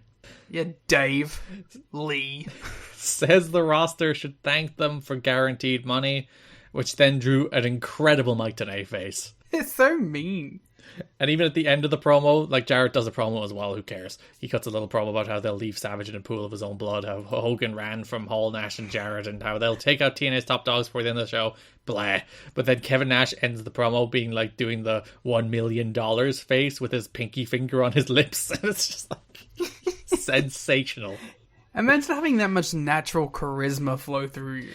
Yeah, imagine like not caring so much that you come out more charismatic. Effortlessly cool. Which brings us to the opposite of effortlessly cool. Someone who, like, at a point was cool, I suppose, for a certain demographic, but with so much effort behind it. So BG James came unglued after Kevin Nash's longer than scripted promo caused his Impact match to be cut short at the November 9th tapings. Right after this match, Tree Life Crew defeated Jason Static, Justin Cage, and Scotty Matthews. James, who was agitated and in a bad mood even before the taping began, was upset in part because he and Conan were left lying by Team Canada following their match.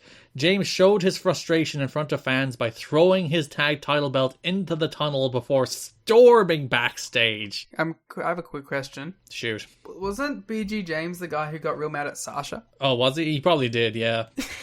Okay, cool. Just wanted to reaffirm that. Mm-hmm. Once there, he sounded off on Jeff Jarrett, Dutch Mantel, Bob Ryder, and America's Most Wanted.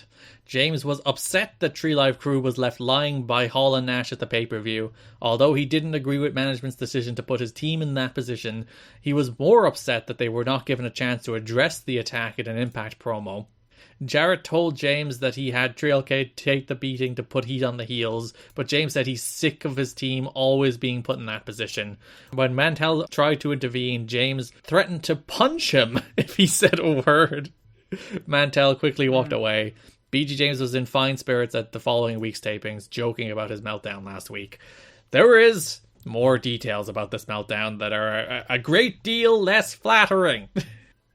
Here's a little... It only happens once a year. JCPenney's cyber deals are back, in-store and at jcp.com. Through Wednesday, fill your cart with deals like Yes Please diamonds and gemstones, now $19.99 each. Or use your coupon inside the JCP app to save up to 50% on small appliances and cookware from top brands like Keurig, Cuisinart, Calphalon, and more. We got your holiday. JCPenney. Offers good on select items through 11/30. Exclusions apply. Jewelry excluded from coupons. See store or jcp.com for details. Get ready, Ohio. FanDuel, America's #1 sportsbook, is coming to the Buckeye State. And to kick things off, you can get started with $100 in free bets as an early sign-up bonus. Plus, when you sign up today with promo code OhioSB, you'll be all set for when FanDuel goes live in Ohio. Then you can bet on all your favorite teams and all your favorite sports with $100 in free bets. Just download FanDuel's top-rated sportsbook app. It's safe, secure, and super easy to use. Ohio, this is your chance to get in on the action. Join today with promo code OhioSB. Make every moment more with FanDuel, official sportsbook partner of the NFL. 21 plus and present in Ohio. Bonus issued in non-withdrawable free bets that expire 7 days after FanDuel accepts its first real money sports wager in Ohio on 1/1/23. Unique user identity verification required. Offer ends on the go-live date. Restrictions apply. See terms at sportsbook.fanduel.com. Gambling problem? Call 1-800-GAMBLER. Geico presents Daily Affirmations. Repeat after me. We are filled with an abundance of joy. We are filled with an abundance of joy. Also an abundance of questions. Good thing Geico has 24/7 claim service to help answer questions and resolve claims quickly. Good thing Geico has 24/7 claim service. We are also filled with an abundance of biscuits. We are also filled with, I don't think it works this way. Oh, and jam. Don't forget jam. To manifest more Geico in your life, go to geico.com. A quote from BG James on the Sasha walkout. Oh, go on. There was business differences and sorry to announce we had to take the titles from them. We're holding a tournament. You know what I mean? To me, that's how you leave it, and you don't air dirty laundry because some of that dirty goes back on you. Oh, does it now? Joke's on you, Garrett. He was actually talking about WWE in that quote. He's a Sasha defender all along. Workers' rights, says Road Dogg. Actually, Garrett, I have a backup quote. Oh, sure, go for it. Sasha, same, entertaining young lady, great wrestler, great professional wrestler, but had some stuff in the past where she bucked up against the system a little bit. Mm-hmm.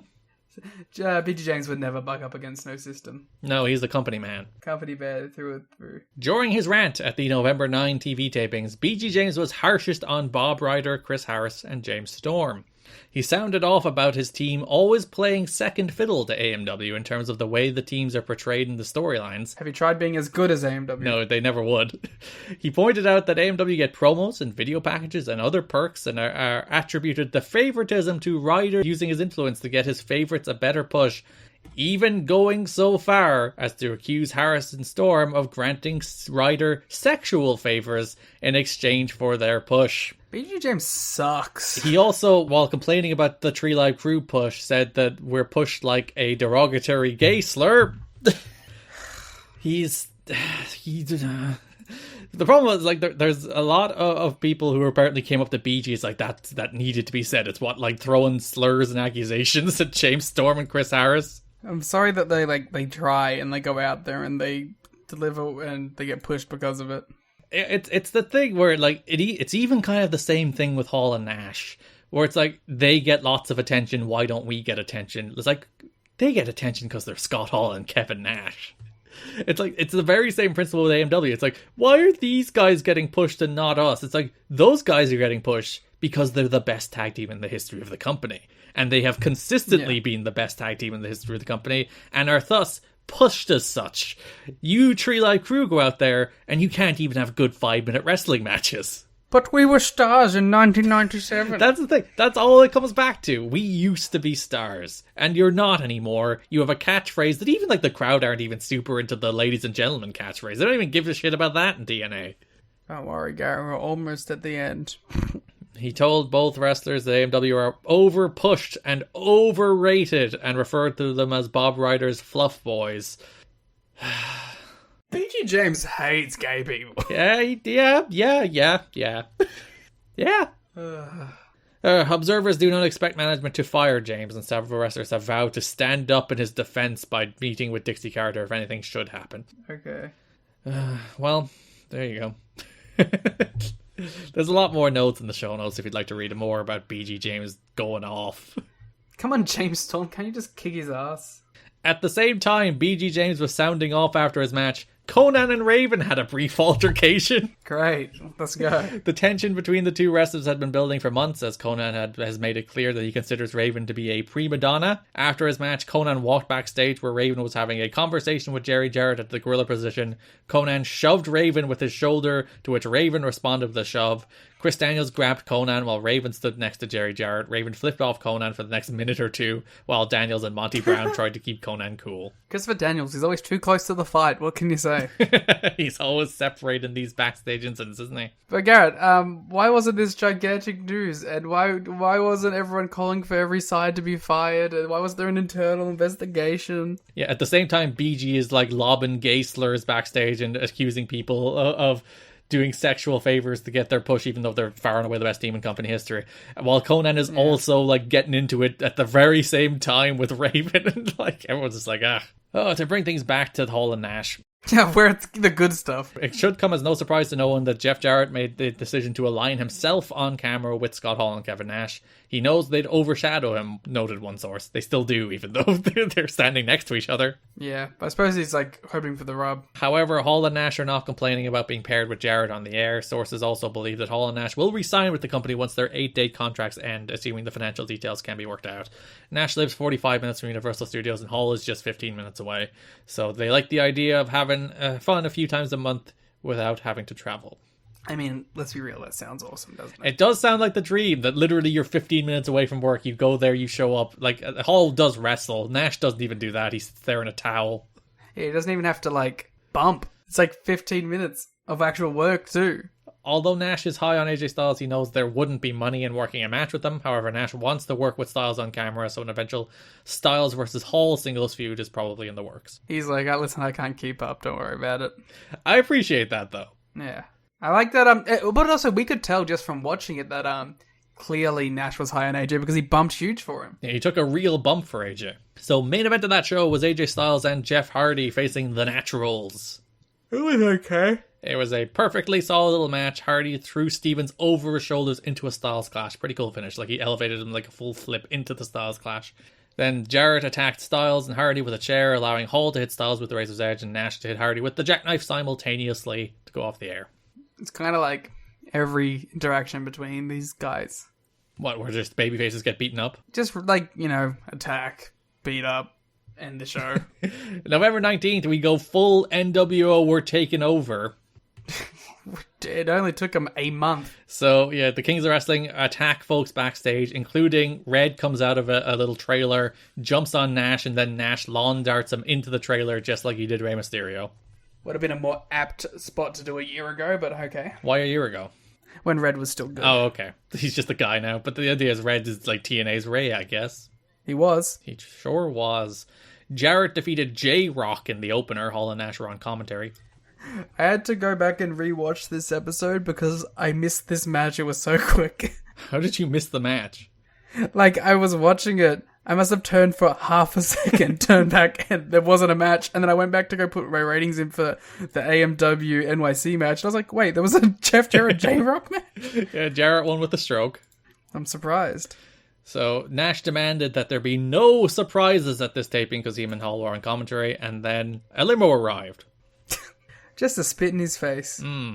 So they were on commentary for most of the first half of the show. AMW faced the NYC. Hall and Nash were still on commentary. They were like, hey, why aren't they going to fight Triple X? They're a bunch of cowardly bitches. Later in the show, a second limo arrived, and then Kings of Wrestling were in the production truck being like, no more surprise. Third limo arrives. I love, like, we've finally reached TNA proper, you know what I mean? I don't know if it's irony or if it's just poetic. But TNA arrived with Kevin Nash. He brought the spirit. Kevin Nash and Dave Sahadi, the two people truly responsible for TNA. It's not wrong because the TNA humor that we've been dying for and that we love. I got like a lot of reaction on the tweet that I made about the Thanksgiving TNA clips. Because I was like, this is why we're here. This is why we want to cover TNA, for angles and spots like this. Yeah, you get Kevin Nash this month. You get the Triple H Vince stuff this month. It's a lot of good TNA stuff. You get them filming at like WWE's, like while they're trying to film their fucking Royal Rumble thing. But like you get Nash here and then like in the room, and then the guy's like to Jeff Jarrett, don't touch me again or I'll sue you. And they cut back to Nash and Hall going, ooh. Oh, they're very good. I enjoy them. If Terry Taylor was in the production truck, they should have used him in that spot. So after the main event of that show, there was Kid Cash and Shazarian against Sanjay Dutt Siaki and Hector Garza, which is a match that they just ran back on the pay-per-view. Yeah. This Cash hits Siaki with a coconut to win. Shark Boy shows up and eventually gets a Superfly Splash, stereos with Garza and Siaki.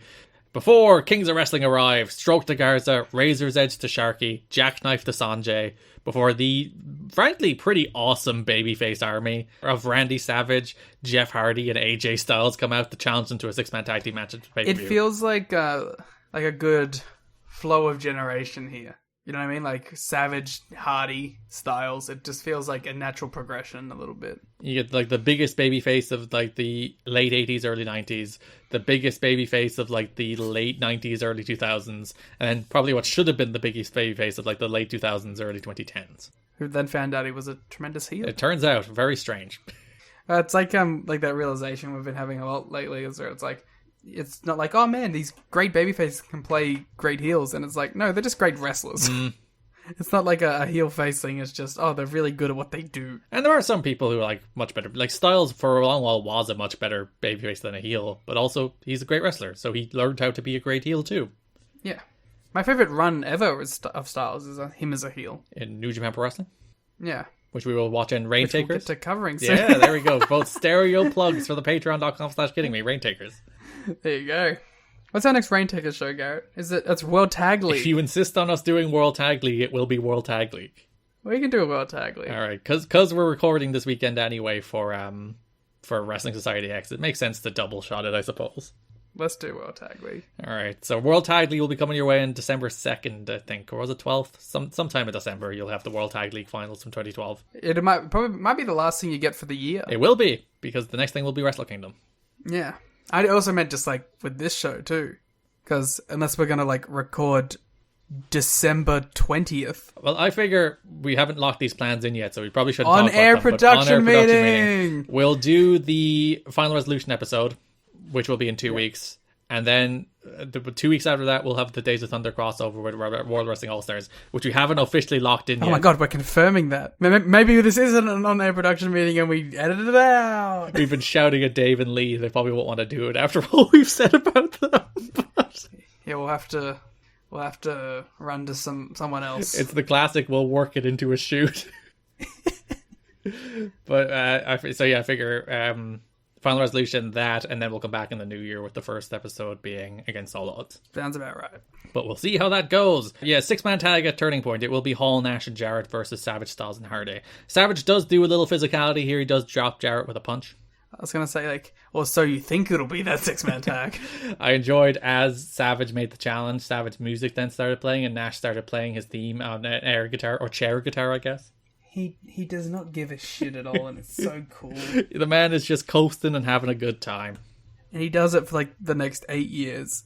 So November 26 opens with my least favorite segment this month. Oh, yeah? So there's a bunch of X Division guys either side of Scott Hall and Kevin Nash's door. How do you hate this segment? I don't mind it in like it being silly, but in the way they presented this, I think it's so stupid. I mean, yeah, it doesn't make them look cool, but it does make them look dumb, and Kevin Nash delivers a great performance here. So they have AJ Styles and a bunch of X Division guys either side of the door. They knock on the door as Scott Hall answers, and AJ Styles hits him with a sucker punch, and they all run away, while Kevin Nash is sitting on the chair in a towel. Yeah, I thought he was, like, getting ready to, like, sunbathe. You can hear them there. He's like, Scott, order food. Maybe he's like, oh, Scott, did you order food? Go get it from the door. So, if they had anybody other than AJ be the one to sucker punch Hall, I'd be like, alright. You know, if it was Shark Boy who hit him, it's like, alright, that's not bad. What if it was Chris Sabin? I'd also have a problem. It should have been Shark Boy or D-Ray. I don't know. I feel like I don't mind it being someone higher statute than that, but it should have been Red. At least, yeah, that would have made more sense for him to potshot Hall. The problem with it being AJ is, like, the announcers play this up as this, like, great act of defiance. Or at the very least, like, AJ should have enseguried him or something. It's just a punch. Like, they really present this as AJ standing up to the Kings of Wrestling. It's like, no, he fucking cheap-shotted them and ran away like a bitch. It would have been better if he, like, actually just laid them both out. You can still, like, jump them because, like, they're jumping them and it's turnabout is fair play. But he shouldn't take one punch and then run away with all his friends. Yeah, it's the running away. And yeah, they even had, like, the numbers. Even if they beat them up, like, 6-on-2, I'd have less of a problem. 8 of them there. Yeah, there's like 6 to 8 of them outside the door. They knock on the door, they take a cheap shot at Hall, and they all run away snickering. And Nash is just confused. He looks around like, what's happening? I hate this segment. I hate the way this segment is meant to portray AJ. That being said, it is awesome. Main event of this episode, Scott Hall versus the phenomenal AJ Styles, and which I thought was actually pretty good. Yeah, this is fun. It's nice to see something like this. And Hall can still do it, you know? He can still go. You see the snap on his moves and the way he moves. He's obviously much bigger than he used to be. He also feels like a star still. Because he's gigantic. He has that aura. And he's wrestling AJ. Yeah, so he has that star aura. He's wrestling AJ. It's just a fun match on paper. Scott Hall versus AJ Styles. Yeah. And like, yeah, it's not a special match, but it's nice to have a big, meaningful main event between top stars on television, something they just don't do. Yeah, this is Dusty. Yeah, this was Dusty's first episode, and even like he has big announcements, like he announces Hall and Styles for this match, and he announces Jarrett against Monty for next week. So it's very much him coming out there and being like, we're doing stuff on TV now. Yeah, the Jarrett Monty one definitely felt like. I don't know if I want to, like, I don't want to criticize it as feeling like a little rushed or a little ham-fisted, but in a way it was, but also it's something happening on the show, so can I get that mad at it? Anyway, they have been building toward it since like July. Yeah, but it feels like they also have stopped building to it, you know? Well, they did do it on TV. I guess. I don't know if I love it. So in that Hall and Styles match, Nash came out the ringside. Nash hit AJ in the back, allowing Hall to hit a chokeslam, but Styles kicked out. Hardy ran out, drop-kicked Hall, but then Hall kicked out. Oh, Styles went for a Styles clash, which I would have loved to see. I don't think the logistics of Styles clashing Scott Hall would work, but either way. Who's the biggest person AJ has Styles clashed? He's done it to Abyss, but I don't think he hooked the arms. He just did like a gotch pile driver more than anything. Like, maybe someone in New Japan he hit that was big? He Styles clashed Joe before. Joe's, yeah, but I don't know if I consider Joe like that. Like, if he did it to, like, Archer, I would be more impressed. Well, Joe's a very large man. Styles went for the Styles clash, but then Jarrett hit Styles with the guitar, allowing Hall to win. Then Savage ran all the babyfaces out of the tunnel, and Savage cut a quick promo, just ooh yeah, his way to Turning Point. Yeah, I would have given Savage a couple more words, but hey. Yeah, he doesn't got any long promos. He does just be like, Turning Point, we're gonna take you down. Yeah, dig it.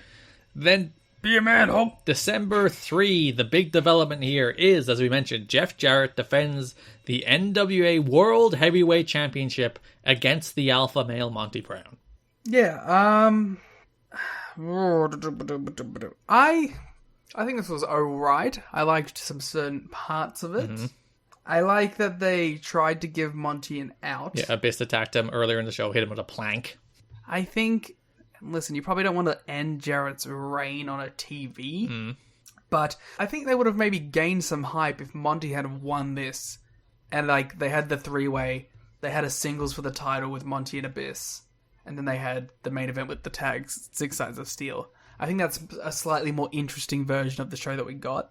Even if you're Dusty, like, coming out on your first TV taping, basically, as a booker, it's like, let's do something that, like, that's a statement of intent.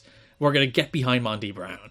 But there's no way Jarrett agrees. That's the problem. Jarrett's still in the room, Jarrett's still a voice, and Jarrett's still probably not willing to put over Monty because they keep insisting he's not ready, even though everything you see from him tells you he's ready. And even, like, what is ready for this company? Yeah, at the level he needs to perform at for an NWA World title match in this company, he is more than there right now. They have this match where he looks more than there right now. Monsters Ball, more than there. Hardy matches, more than there. Raven matches, more than there. He's the guy. This idea that Monty wasn't ready for this title in November, December, January 2004, 2005 is just complete and utter nonsense. He absolutely was. They just fucking bottled it. Do you think it's a nonsense excuse, or do you think that, like, perhaps because it's the NWA title they're trying to, like, hold it to some standard? I'm not saying I agree with that. I'm just throwing it out as a devil's advocate thing. I don't think. Like, if you can't say we can put the belt on Monty Brown, then you just keep the fucking thing on Jarrett forever, you know? If you're like, Monty's not good enough to hold this esteemed belt, then just leave it on Jarrett. Who gives a shit anymore? Yeah. Also, maybe, like, just, it's your belt. Just do the TNA title. What are we doing? We're not NWA TNA anymore. Like, they don't need a committee vote anymore. Like, they have control of the NWA title. Yeah. They make unilateral decisions about who wins this belt. Just put it fucking on Monty. And I'm fine with Monty losing here, because Jarrett retains the belt. But we may be less fine when we talk about Monty in our next episode. I think I'm going to be pro Jarrett. I think I'm just feeling that. So, Monty's ribs were taped from Abyss's attack. Tenay tells us that they're sticking with this match until the very end. The classic Tony Khan gimmick where it's like, we're going to stay live no matter what, even though the match ends within the hour anyway. I mean, I like it. It does sell importance. Even like when Monty was coming out, Mike Tenay was explaining that, like, Monty didn't have posters of football players on his wall. He had posters of wrestlers. It's like he may have played in 2 Super Bowls, but this is his dream. I like, we got another, like, old school wrestling ism from Mike Tenay as well, where he's like, tape machines are rolling. Yeah, the classic tape machines. We don't have tape machines anymore, but they're still rolling. The digital tape machines are rolling. There's a bunch of, like, like, when Chris Sabin hit a pile driver on P.D. Williams at Turning Point, Mike Tenay shouted that it's a regulation pile driver, and just something about that gave me a chuckle. Especially since he did, like, a weird, like, facebuster powerbomb before. Yeah. Was that regulation as well? Jarrett hit Monty with a guitar, but Monty didn't even go down. Then Monty kicked out of the stroke. Hall came out. He fought off Hall. He hit a pounce on Hall, pounced Jarrett, but Jarrett followed with chair shots to retain. Styles and Hardy were shown laid out. Savage checked on them, as that's our go-home show, as a car approached Savage in the distance. There was no payoff to what that car was or what it was doing. It was him leaving. It was eventually the one that, like, kidnapped him, but... It was his Uber. He's just like, oh, you guys are laid out, but I gotta go home. Maybe it was DDP. So Jarrett retains the NWA World Heavyweight title over the Alpha Male. Earlier in the show, Hall and Nash were in the ring. Hall says they're taking Savage, Styles, and Hardy to school. The crowd starts chanting boring, so Nash starts singing instead.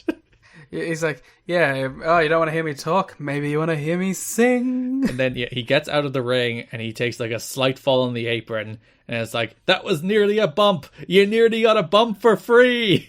God, he's the best. And then they hijacked a camera for no reason. I guess they were the ones. No, because Savage was there, so they wouldn't have been the ones filming the attack. So they just took the camera for no reason, I guess. Because they're taking over. Which brings us to Turning Point, in which the semi-main event, not the main event, was Randy Savage, Jeff Hardy, and AJ Styles facing Scott Hall, Kevin Nash, and Jeff Jarrett. Earlier in the show, Savage did a promo with Scott Hudson, same thing, ooh yeah, dig it, before he was kidnapped.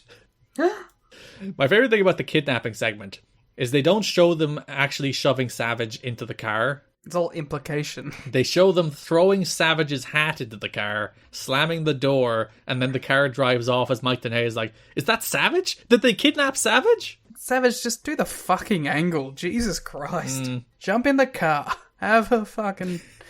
I don't know. That strikes me. Like, they're paying you a shit ton. Just do the bit. You don't even have to wrestle on this show. Hey, he works very hard.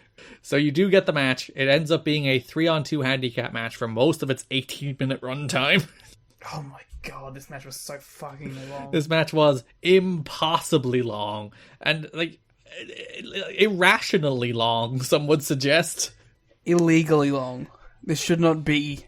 So they do the 3-on-2. It's technically fine. There's nothing wrong with it. It's not like Hall's falling over the place or anything, but there's very little good there until the very last minute, which is still not very good, but at least Randy Savage shows up. By the way, it must be noted, before we talk about Savage, it must be, that the Kings of Wrestling come out to the Flying Elvis's music.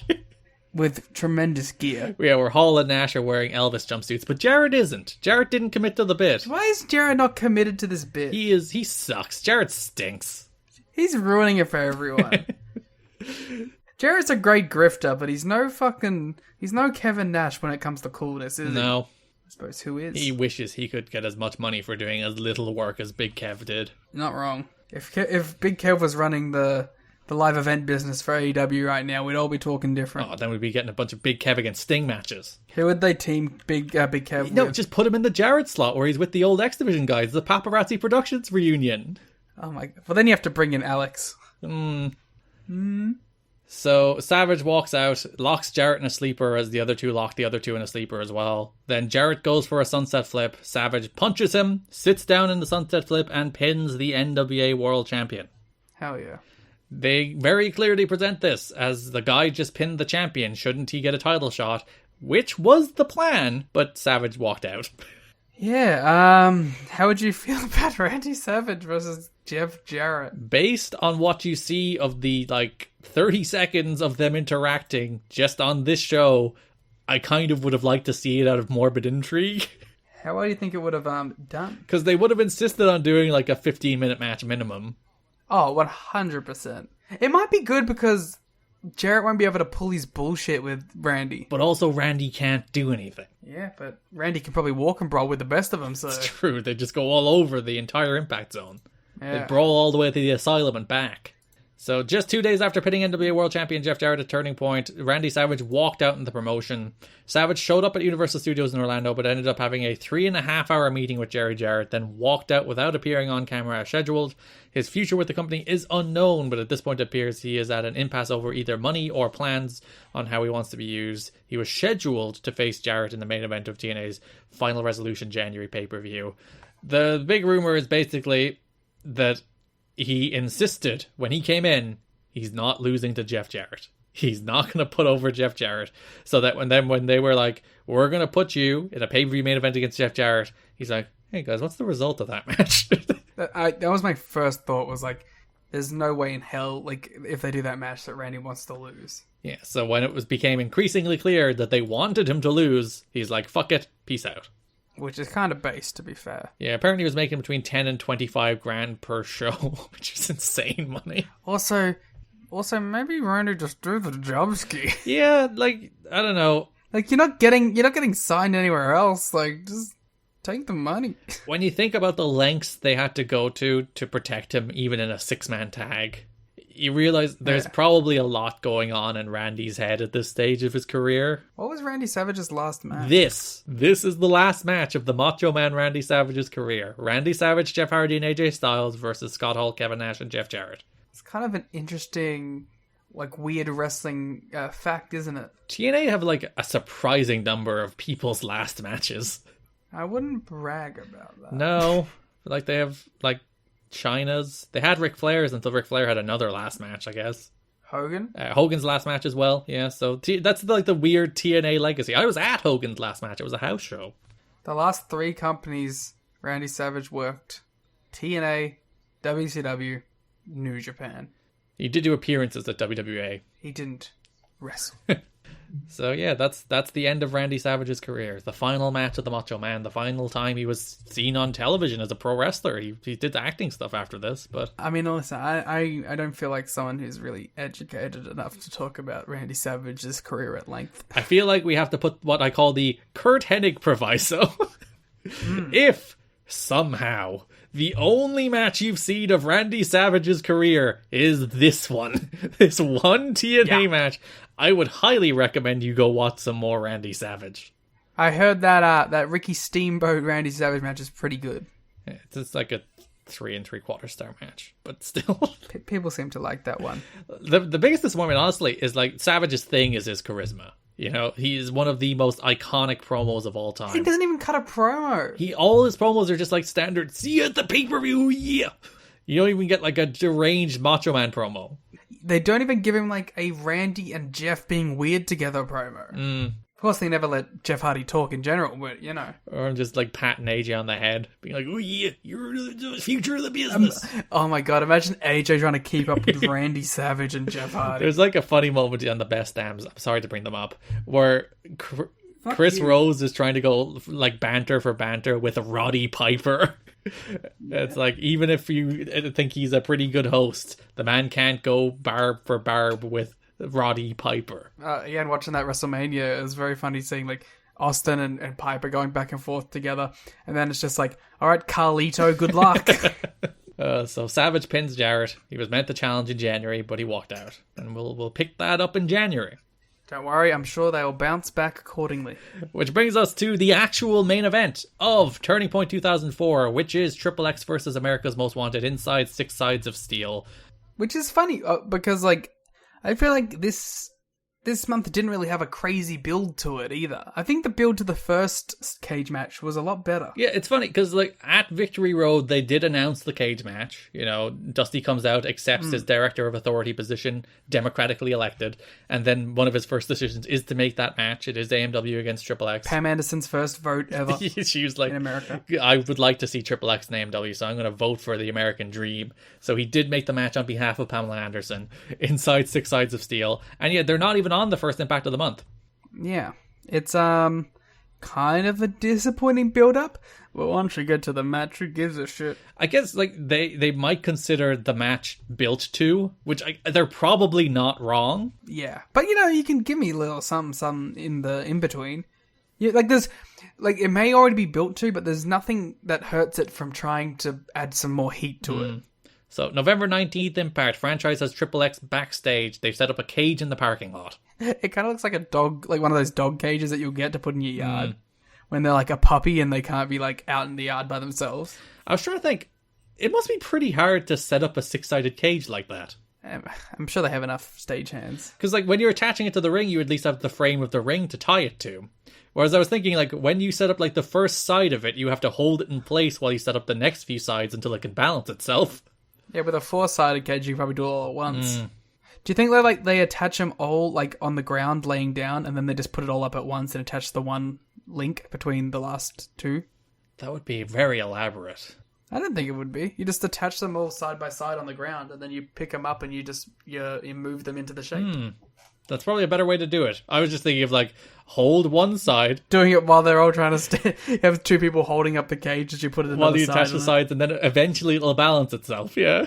I don't think that would have been the way. Hey, maybe it was. So Triple X invite AMW to come out to the parking lot in their 6 sides of steel cage set up there to end it right now. AMW have a match against the NYC immediately after, so like that's the reason they don't go to answer the challenge, even though Hall and Nash are on commentary being like, those nerds, they're not answering the challenge. They're cowards. Hall and Nash jump AMW to cause a DQ. They brawl to the back where Triple X locked them in the cage and then beat them up.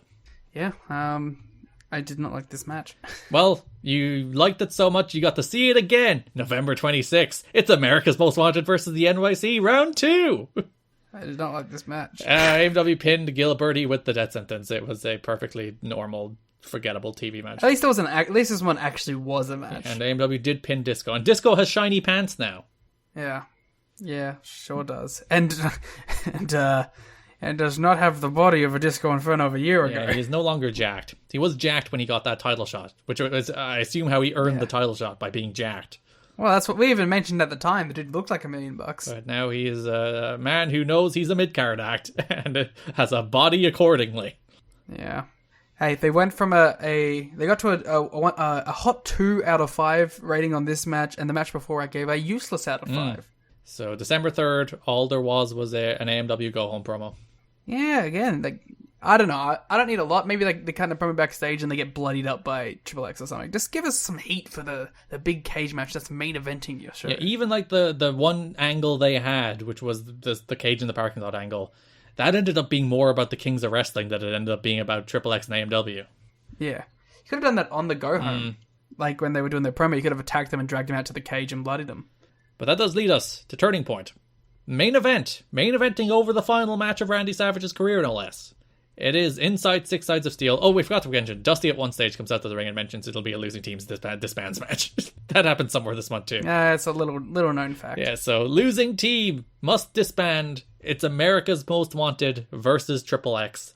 The defining tag team rivalry of TNA history. The rivalry that began as a part of tradition versus sex has all the way built to the main event of their second monthly pay-per-view as the two best teams in TNA history try to top the cage match they had in the middle of 2003. Listen, I think AMW is perfectly accepting in that role of one of the best, if not the best, tag team in company history. I don't think Triple X. All right, if you were to say the second best team in TNA history is X, who do you say? Motor City Machine Guns. No, I mean at this point, not ever. Oh, yeah, okay. I thought you were like saying all of TNA history. No, Triple X wouldn't make top 10. Well, they'd probably make top 10. You said it in a very affirmative way, and I was like, I don't agree with that. I can agree with AMW in that role. Honestly, I think I've been kind of down on Triple X in general throughout this. Like, I think the build when they first came in was good. I think the build to the first steel cage match was really good. But ever since then, I haven't really enjoyed Triple X very much. Because they were basically gone after the cage match. Like, that wasn't a losing team disbands, but they were basically gone. The sex angle went away. Daniels and Skipper went to do Japan stuff, and then Daniels had a little singles run. Skipper came back and had a little singles run. And then they came back together as a babyface tag team. And I didn't like that at all. And I haven't enjoyed any of that up until the first match that they had at Victory Road. Obviously, that's kind of thrown out because, everyone died. But I didn't really like the build up to that. I didn't like that match, obviously. I didn't like this month because nothing really much happened with them. So I think overall, I'm kind of not super into Triple X. So even here, as much as I was in December of 2004, would you not even give them the second best team in TNA history ranking?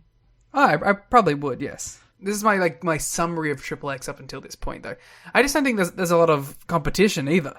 Like maybe AJ and Jerry Lynn, which they had like 3 matches together. AJ and D'Lo. Yeah, you'd have AJ, D'Lo. You'd have the Naturals. You'd have the New Church.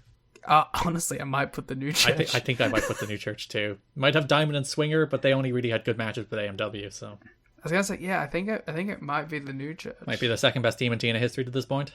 It might even be Julio and Punk. It's not Julio and Punk. I'd probably put New Church above them. Julio and Punk didn't have a single match better than 3 stars. Don't you retcon them into being a good tag team. No. Okay, what if I say Julio and Alexis? Yes, they had that Clockwork Orange match against Jeff Jarrett. It was a dream match. Which is great, so... Don't you retcon... I will not accept you retconning Julio and Punk into being a good team in this company when all they ever did was have 5-minute matches that weren't very good. Alexis. Stop yelling at me. Yeah, so honestly, yeah, I think I would put New Church above Triple X so far. But that being said, I'm going to probably just pass it over to you because this is your match. They obviously came together here and had another incredible, crazy match. I like the first one more, but maybe I'm just a hipster nerd. Because Garrett, you think this is the best ever. Yeah, let's start where we should start, which is Elix Skipper's cage walk. I mean, what if he could have just died? He could have died. Again, I say this every time I talk about this match, but if you've never seen this spot, go watch it. Then you mustn't be following Garrett on Twitter. I post it like twice a week. But if you've never seen a TNA steel cage, it's not the WWE steel cage where you think, oh, walking the top of a cage, that's fine. Same with the AEW cage. They have those big thrusters at the top that are very easy to get your balance on and very easy to walk on. By the way, they probably should have, and it's good that they do have them. But they'll never have a moment as cool as Elix Skipper walking across a fucking 1-inch thick piece of metal. Yeah, so TNA's cages are like an inch, maybe 2 inches wide tops. And Elix Skipper does his rope walk spot. He calls it New School, rope walk Hurricanrana. And at least like 20% of the time he falls when he does that on the ropes. Never mind anything else. So in this match, you have Daniels and Chris Harris brawling on one side of the cage. Harris is sitting on top of the cage while he's occupied with Daniels. Skipper happens to be standing on the other side, like a cage length apart, one of the cage sides apart. Skipper walks that 1 to 2 inch steel cage and Hurricanranas Chris Harris off of it in what is, I think, if you were to list the best high spots in wrestling history, never mind TNA, it's right up there. It might even be the best. It's definitely like top 3. It's crazy. And also, I don't think like Chris Harris gets enough credit for taking that damn bump as well. Yeah, that man takes a flip bump off a cage and gets absolutely no credit for it. And also, like, it's not even like... It obviously is the craziest thing that happens in that match, but there's a bunch of other wacky, insane bullshit in that match too. Like, the top rope powerbomb. Yeah, James Storm just power bombs, or was it Harris? Skipper gets power bombed off the cage anyway. Yeah, it's fucking crazy. They do so much crazy shit in this. I think this is definitely more of the high spots match than the last one. And the last one was more of like a classic Southern style brawl with lots of blood, you know? Yeah, even like Daniels, immediately after Skipper does the cage walk, Daniels drops an elbow off a cage. Nobody remembers it. No. Because, like, how do you top that, you know? The only way Daniels tops that is if he does the PME off of it. That would be the best moonsault ever, to be fair. Yeah. So, just insane, crazy shit. But it's not enough to win it for Triple X. Yeah, people would have a problem with that. It's like, oh, it wasn't the finish. It's like, oh, who cares? Shut up. Go away, you nerds. But also, those people didn't watch any of the build-up, or, you know, they don't really know anything in the lead-up to this. Those people just saw that spot and go, oh, it wasn't the finish. Also, like, the crane cam TNA uses, which is, like, a very TNA thing, but it creates, like, the perfect shot for that Skipper cage walk, where it's not like shooting from the floor up, even if that would probably look pretty cool in its own right, but or shooting through a cage. It literally has you, like, from Skipper's perspective, almost looking over his shoulder as he, like, takes a few, like, tentative steps and then takes a few much quicker steps to do the ran off the cage. It's insane. It's the coolest moment in TNA history, maybe. It's one of the coolest moments in wrestling history. As I said, if you were to list the top high spots in wrestling history, it would be very, very, very high on that list, with such a small margin for error, because if he falls, he looks like the biggest fool on earth and also probably dies. It's like that Foley falling through the Hell in a Cell. Yeah, and if he falls like either onto the guardrail or into the crowd, you know, or if he falls the other way, he just collapses into the ring. There's no, like, there's like a 5% success rate on that, and he just managed to hit it. And we were mentioning on the watch along, TNAchat.com, patreon.com/kidding me, where it's like, he's the only one in this match that doesn't bleed. The rest bleed buckets. And there's probably a good reason if he's going to walk that steel cage. It's like, I probably don't want any blood loss as I walk that steel cage. We also thought, like, maybe he's just not a blood guy because we don't think he bled in the other steel cage. Yeah, he didn't bleed in the first one either. I think he was the only one who didn't bleed in that one either. So he's just like, no thank you to the blood. Which, honestly, I'm a very pro-blood and wrestling guy. I think blood rocks. But I also fully respect anyone who's like, yes, I would not like to cut my forehead. Thank you very much. You actually picked quite the hot topic with blood, because that's quite the Twitter debate today. It's just because WWE were doing a War Games without blood. Did they have blood in the end? I didn't watch the matches. I don't believe it had... Oh, no, I did. I watched that main event. It did not have blood. Cowards, a lot of them. And, so you're one of these blood-hungry AEW marks who need blood. It's like, I would have liked Mox and Max if Mox had bled, but for once, Mox didn't bleed, so -5 stars. I'm pretty sure he didn't bleed because they didn't want to pay out on the the fucking, what do you call it? The DraftKings thing. Yeah, the DraftKings, because the DraftKings thing was like, will Moxley or MJF bleed? And and I even said when that happened to the people in the room, oh, that's easy money. Yeah, it's the safest bet you'll ever make in your life, and there's no blood. Exactly, so I think they did that on purpose. So yeah, this match, they introduced the handcuffs for the first time, which would become an America's Most Wanted staple, but are used here. Harris is isolated in handcuffs for a while until he gets free, and then the finish is that they handcuff Daniels to the rope, playing back to the whole idea, like the build for the first match was the numbers game, the numbers advantage, so they're even playing off that idea for the final finish of their match too, where Daniels is tied to the ropes. They're going for a death sentence, and Harris says no, because Triple X hit AMW with a death sentence earlier in the match. AMW are like, fuck them. We're going to beat them with their own move. They hit Triple X's Powerplex on Skipper. 1, 2, 3. Skipper and Daniels have to break up. So how do you think Loki feels? Yeah, it's for Loki. It's triple X. It's not double X. Yeah. It's like, what the fuck, guys? Our stable just broke up and I wasn't even involved. It's kind of fucked up. Yeah. So I think we suggested on the watch along that Dusty should have been in the AMW and they should have brought Loki and it should have been a 6-man. American Dream's Most Wanted against the true Triple X. Yeah. That would be a good match. Imagine Loki and Dusty. Actually, Loki and Dusty have interacted, haven't they? Yes. I was going to say we should get Loki versus Dusty in a singles just to settle it now. You had that Triple X and Russo against, was it the Road Warriors, Dusty and Jarrett, that match? Yes. I have to go back and check that Dusty and Loki interact in that match. That's the truest test now. Did we ever get a Dusty Loki interaction? Like, knowing Loki, he was probably like, yeah, I gotta get like a bionic elbow from Dusty or something. He probably does eat one, yeah. The problem is, he might just be like, I want to take like the Doomsday or something, you know what I mean? Like, he might just be like so starstruck by the idea of getting to work with the Road Warriors that he's like, he forgets about Dusty for a second. So you're saying he's not so starstruck about the idea of working with Jeff Jarrett?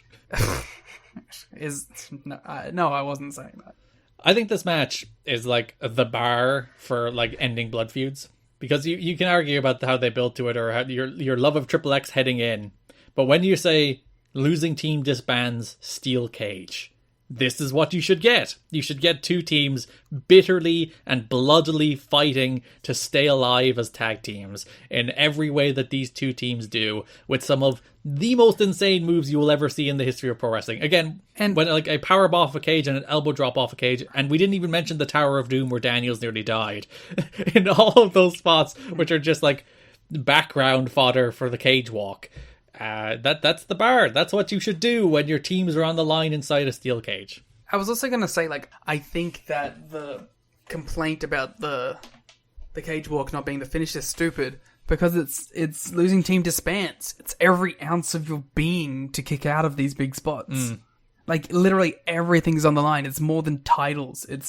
It's your existence as a pro wrestler. So I can buy kicking out of things that you never would believe a kick out from in a different kind of match. This is like getting mad at watching like a big mask versus mask match in Mexico and some crazy shit happens and being like, oh, why did Pentagon kick out of that fucking table spot? You're like, well, because it's mask versus mask, motherfucker. Yeah, but also even when you think about it, like built into the match, Daniel's on top of the cage. Skipper hit the cage walk Rana. Skipper's taken out because he just freaking ran at somebody off a cage. He can't go for a pin.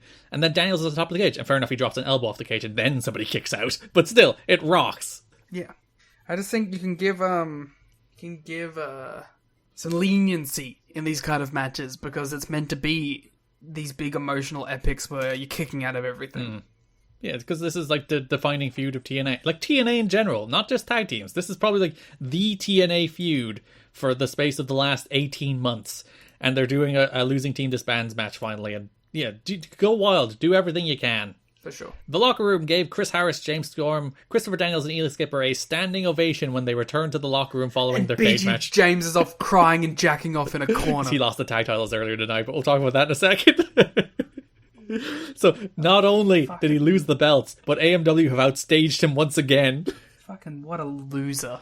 Observers, Daniels was in tears once he got backstage. Observers believe his reaction were to the fact that he and Skipper will no longer be teaming, as much as they were to the reaction the main event received. Aww. Because, like, Daniels and Skipper were, like, I love Elix Skipper, but, like, he's not a great pro wrestler. You know, he's a high spots guy. Which is the reason, like, the Triple X team worked so well, in that you have Daniels, who is a great pro wrestler, and can paper over the cracks in Skipper's game to form a team that is better than the sum of their parts, and can have a match like this. We will get some Skipper singles stuff, so you can look forward to that, I guess. And also Daniels Skipper stuff. You can look forward to that. I was going to say, I think I'm more excited for the Daniels stuff, but hey, we'll get to it. So the tag team title feud heading into Turning Point was the Tree Live Crew versus Team Canada. Yay, let's talk about this. November 12th, Impact. Tree Live Crew win a real quick match against Jason Static, Justin Cage, and Scotty Matthews. Great jobber names. Fuck, marry, kill. Based on name exclusively. Jason Static, Justin Cage, and Scotty Matthews. Oh, okay, you kill Scotty Matthews, that's easy. Okay, we're both agreed we're killing Scotty Matthews. Who seems like a better long-term relationship than Jason Static or Justin Cage? Well, you know with Static, it's going to get Static. That's true. So you do the one night stand with Jason Static and you really marry Cage. So there you go. Yeah, I think that's it. This is the best podcast that's ever existed. Tree Live Crew win with their lifting axe kick. Team Canada attack them after the match, and BG James rages afterwards. He goes into a fit of anger.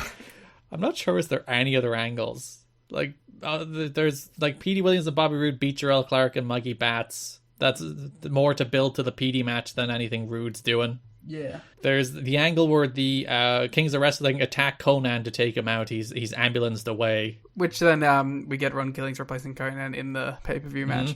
We gave a lot of praise to Victory Rhodes' hype with every match feeling like it was the natural crescendo of something, basically. This one, not so much. It probably doesn't help that you switch booking regimes mid-pay-per-view cycle. Sure, but like even the first couple weeks, you know, you're not really getting much progression. I guess you would also ask yourself the question, how much build do you want to Eric Young and Bobby Roode against BG James and Conan? True. Yeah, that's it. That's basically it. The Kings of Wrestling take out Conan. You get Ron Killings and Bobby Roode in a singles too. Oh, yes, you do. Conan had been taken out, so Truth had an axe kicks, but D'Amore had the ref distracted. EY tried to interfere, but then BG even the odds. Truth won with a pedigree. Sorry, double overhook facebuster. Oh, or the DDT, as Mike today will always call it. Yes. It's a modified DDT. So BG cuts a promo being like, they'll need their socialized medicine. Yeah, it's a decent line, a turning point, and then they'll be coming for the Kings of Wrestling after that. They should respond with, yeah, well, Conan's going to need to be $50,000 in debt because he spent one night in a local medical facility. Owned. Turning point opened with Eric Young and Bobby Roode defeating BG James and Conan to become the new NWA World Tag Team Champions. Well, I'm excited for Eric Young and Bobby Roode as Tag Team Champions. I wonder what BG feels about it. I wondered, was the plan all along to take the belts off them, or is there a little bit of like, you're going to blow up at us, we're going to take the belts off you? Yeah, it does feel a little bit like that. So D'Amore looked to interfere, but then Johnny Devine made his return running in. Also, the game, Triple H. Thank God that Johnny Devine made his return here. He cracked BG with a hockey stick. Canadians win the belts. It was okay. It was a perfectly fine whatever I get. I probably threw 2.5 out of just being generous. Yeah, I think, but also it was like opening pay-per-view excitement too. So that probably helps. TNA filmed the injury angle with Conan at the Final Impact show before the pay-per-view so that they could pull him from the event. He took a booking the same night in Mexico for AAA promoter Antonio Pena. It was the first time that Conan has worked for Pena in over a decade. I'm very interested in Conan as a star in Mexico. It's always something I've heard about but never delved in. I saw one match recently and I was like, yeah, I see it. I understand. Yeah, because I don't think I've ever seen a prime Conan match in Mexico. Yeah. In fact, I don't think I've ever seen a prime Conan match full stop. All I've ever seen is like his WCW stuff, which is bad, and his TNA stuff, which is also not very good, except as a manager, where he's fantastic. So I don't think I've ever seen Conan as like the peak of his powers, which I should probably look into. That's right. Our next series, the Conan Mexico retrospective. We'll watch 3 matches and be like, yep, he was a big star. People went crazy for him and there's 50,000 people in this venue. He's in the Hall of Fame, right? The Wrestling Observer? I think so, yeah. We had a lot of big debuts in October, November. We have only one real big one in December, and that's the debut of Diamond Dallas Page.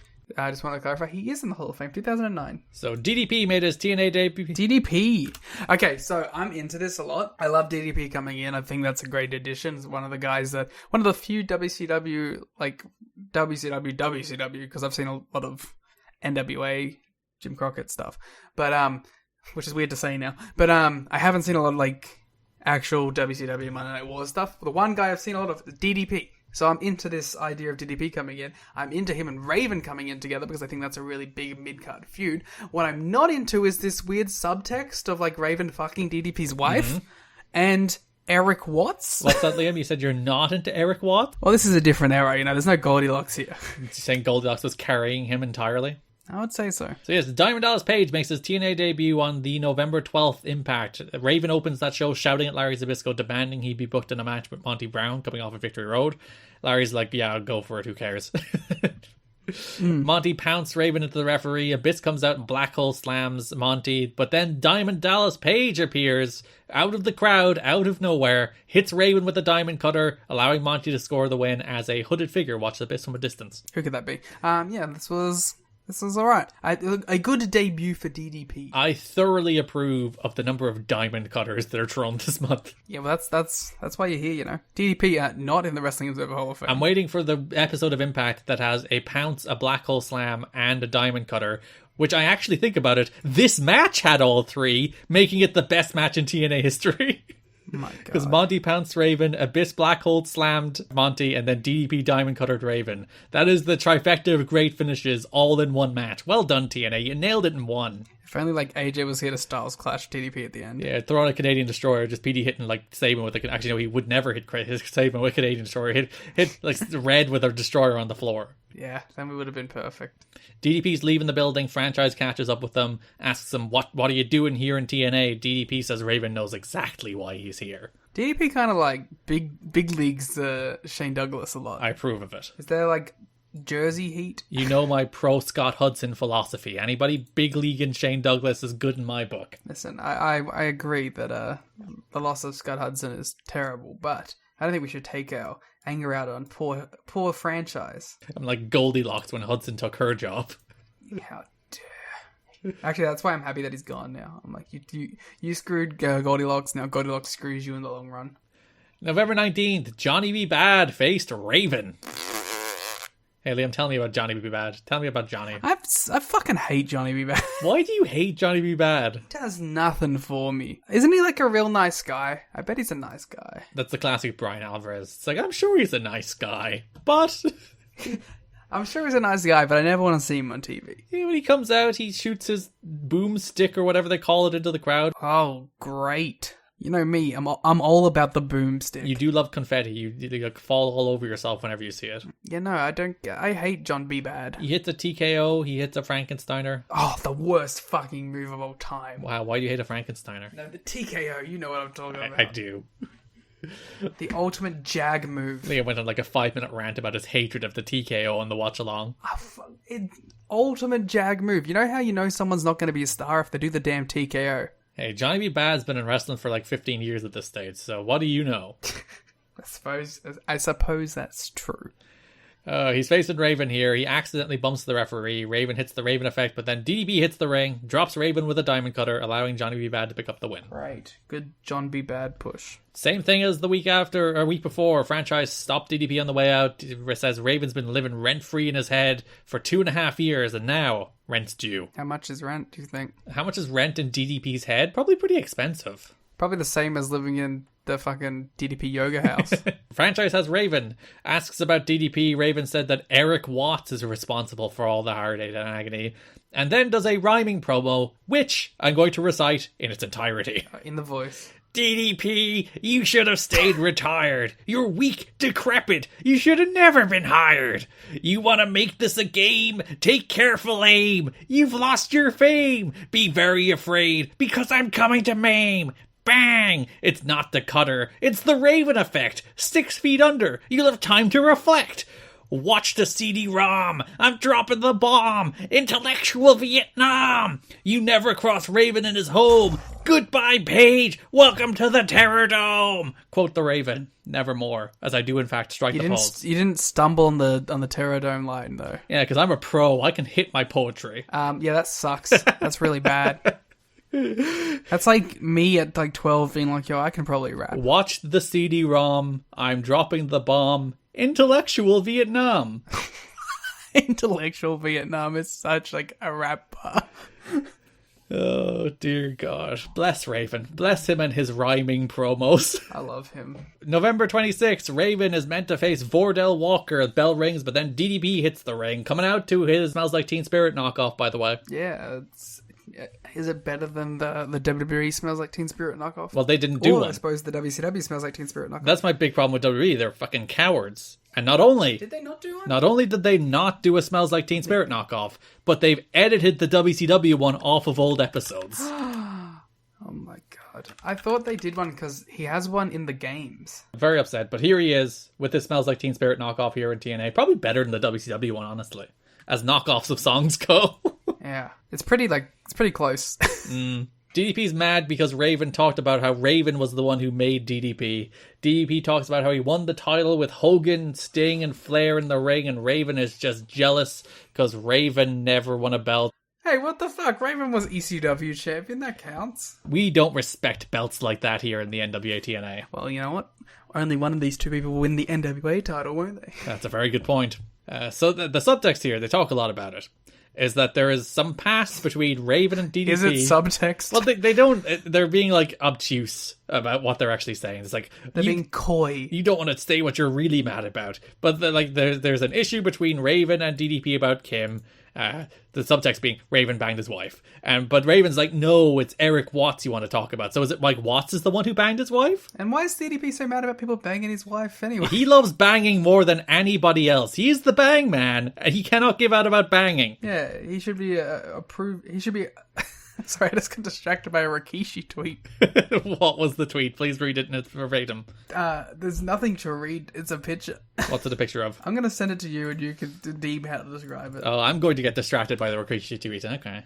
Liam shared a tweet. What did... Alright, so it says, now this is unacceptable. Not acceptable, unacceptable. With a picture of a monkey with his ass out? So...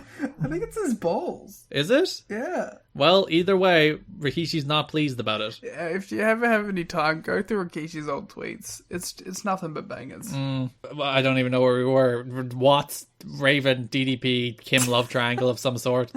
Yeah. So Raven has some new minions he hangs around with. I want to know who these minions are. You want to know who's under the mask? It's probably just Johnny Devine. It's apparently always Johnny Devine now. Yeah, not wrong. I think your guess that it was the Naturals might not be off base because they do nothing else this month. They're also like very skinny. They tried to attack DDP, but DDP hits them both with diamond cutters, which again I approve of. The more diamond cutters, the better. Bang. Raven did have a good line in this where the DDP is like, "You shoved a knife in my back," and Raven's like, "There's so many knives in your back. How do you know which one is mine?" That is a really good line. I thought Raven's still very good. Like he gets a little hokey, he gets a little ham-fisted. I'm using ham-fisted a lot in this show, but he's still like one of the biggest stars, if not the biggest star there. And one of the more enjoyable things is still, again, a Raven program this month, because this DDP program has diamond cutters, and I approve. So I was thinking about our end-of-year awards. I have no clue. Oh, it's tough, isn't it? I was thinking of, like, Wrestler of the Year, and I was like, AJ? No. It's Raven? No. If you pick AJ, it's like the default, I guess, answer. But, like, I don't want to give it to AJ. Monty? Yeah, I was thinking Monty. Chris Harris? He had a good year. You can't say he didn't have a good year. Abyss? It's not been a good year. Goldilocks? It might be. I mean, best promo. I don't even know what our own award categories are, but I think we have best character rather than best promo, but I'd have to check. We should we need to change it to best. We need to add a best segment now because we've entered the TNA segment era. Yeah. I do not know who I'm giving Rest of the Year to this year. Which will make our award show even more interesting when it comes after our next episode. There's not a lot of options. BG James? How dare you? Don't you even mention it. December 3rd, Impact. DDP comes out. Go home show. DDP. I like the way DDP comes through the crowd for his entrance. It's a nice little touch, a little different. Shades of John Moxley. I also appreciate, like, he comes out the tunnel, he does his bang, and then he steps off of the ramp into, like, the crowd. He does his bang. He does do his bang. We're all about banging here with the Diamond Dabbas Dallas Page. So, yeah, he comes out, he's going through the crowd, he's doing his poses. Raven attacks him from behind, they brawl for a while. Looks for a diamond cutter, Raven bails. As Eric Watts watches on from the crowd. What could it mean? What could it mean? It's a very good question. What's could it mean? No. Turning Point. Do you remember the Titans? Turning Point. DDP. That was a reference to 3 hours ago. We're pretty deep, all right. We had the 3-hour mentality very early in the show, so... I think we've gone in reverse, because now I'm feeling like I have the energy of hour one. You got the Watts energy. That's what we call it. That's why he's called Watts. Yeah, got all these... kilowatts? You're powered up. DDP faced Raven with Watts on commentary at Turning Point. DDP's in ring debut. There's always Watts on commentary. How else would they run the mics? I already made a Watts joke. You can't just double down. I can double down.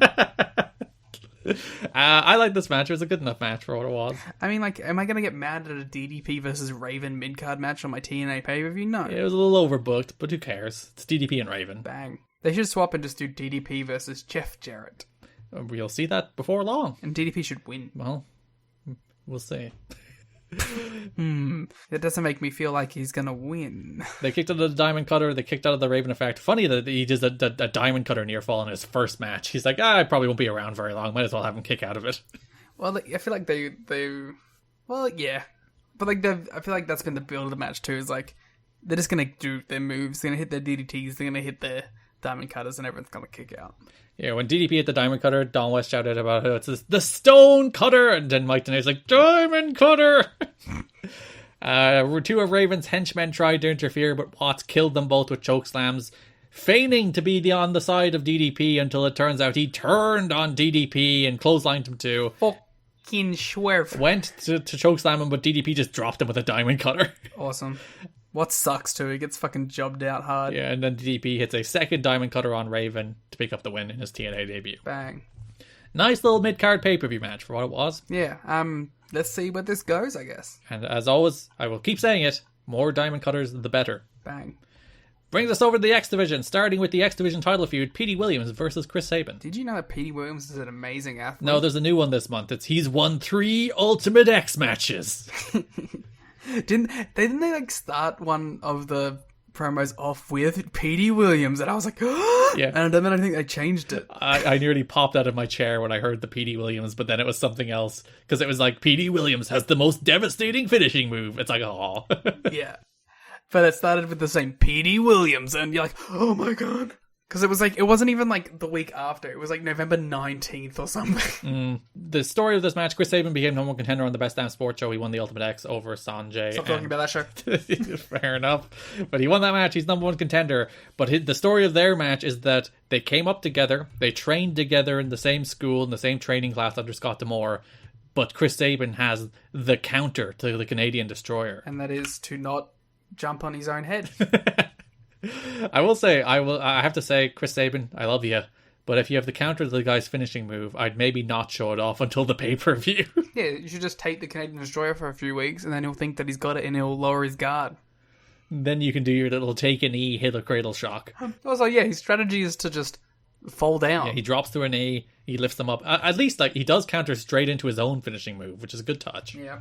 This is like when Kenny would counter the Rainmaker by just falling over. November 12th, Impact. Chris Sabin faces Alex Shelley. Very, very quick match. It probably was meant to be longer until Kevin Nash talked for 6 hours. Ah, damn it, I'm off the Kevin Nash train now.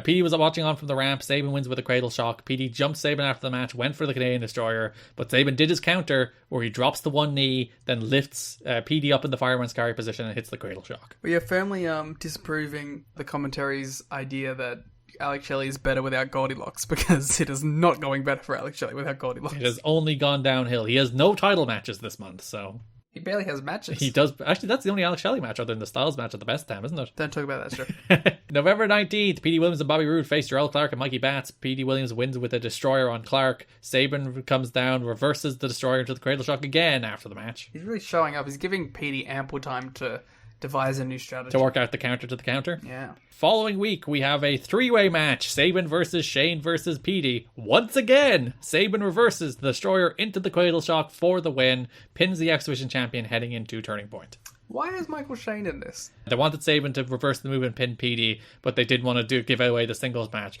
To which you just say, just do Sabin and Sanjay against Petey and one of Team Canada. But listen, we can't all have good ideas here. But why Michael Shane?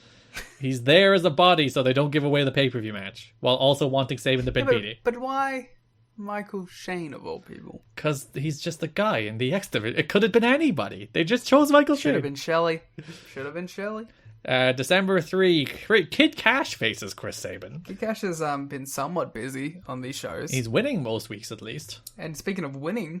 Yeah, for some reason he pins Chris Sabin. I guess... Yeah, the idea here is that, like, okay, you've got the answer to Petey stuff, but, you know, you can get caught up in your own stuff, too. Yeah, because the finish here is Sabin goes for the cradle shock, Cash rolls through, pins him holding the tights. So like the entire story of the month is that Sabin has the counter for the Canadian Destroyer, Sabin has the counter for the Canadian Destroyer, Sabin has the counter for the Canadian Destroyer, until the final show of the month where it turns out somebody has the counter for the Cradle Shock, where maybe Sabin is too full of his oats, maybe he's focused too much on the Canadian Destroyer and not winning matches. Yeah, and I'm pretty, which doesn't make sense because he won the last match, but when this happened, I was like, oh shit, are we getting a 3-way with Kid Cash in it?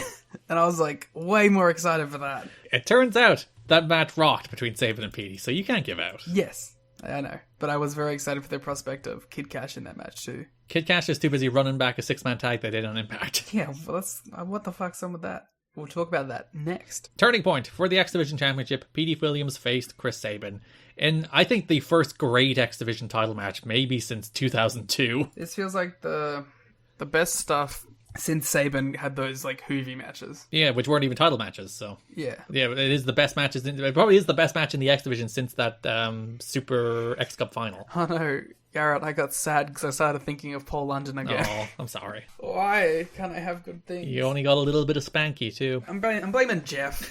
Jarrett or Hardy? Both. Yeah, these two went out. They absolutely rocked it. Great match. They went out there, tore the house down. Petey's thing was he went for the sharpshooter rather than the Canadian Destroyer to try and beat Sabin. Which I thought was really good touch. I love that every Canadian... Like, Brett, imagine being so over that everyone from your country can use your move as a second finish. Yeah, and it's like the Eddie Three Amigos thing, isn't it? It's like the free pop as a Canadian as you do a sharpshooter. Yeah, but it's like if the Three Amigos was also a finish that you could use. Yeah. Somebody should use the Three Amigos as a finish. Well, like, didn't Eddie used to do it into a Brainbuster as a finish? Well, it used to be the setup for the Frog Splash, didn't it? Yes, but like I thought there was like a brief a time where he would like do the last Amigo as a Brainbuster, and you would pin people off that. That would be a cool finish because the Brainbusters rule. Brainbusters do rule.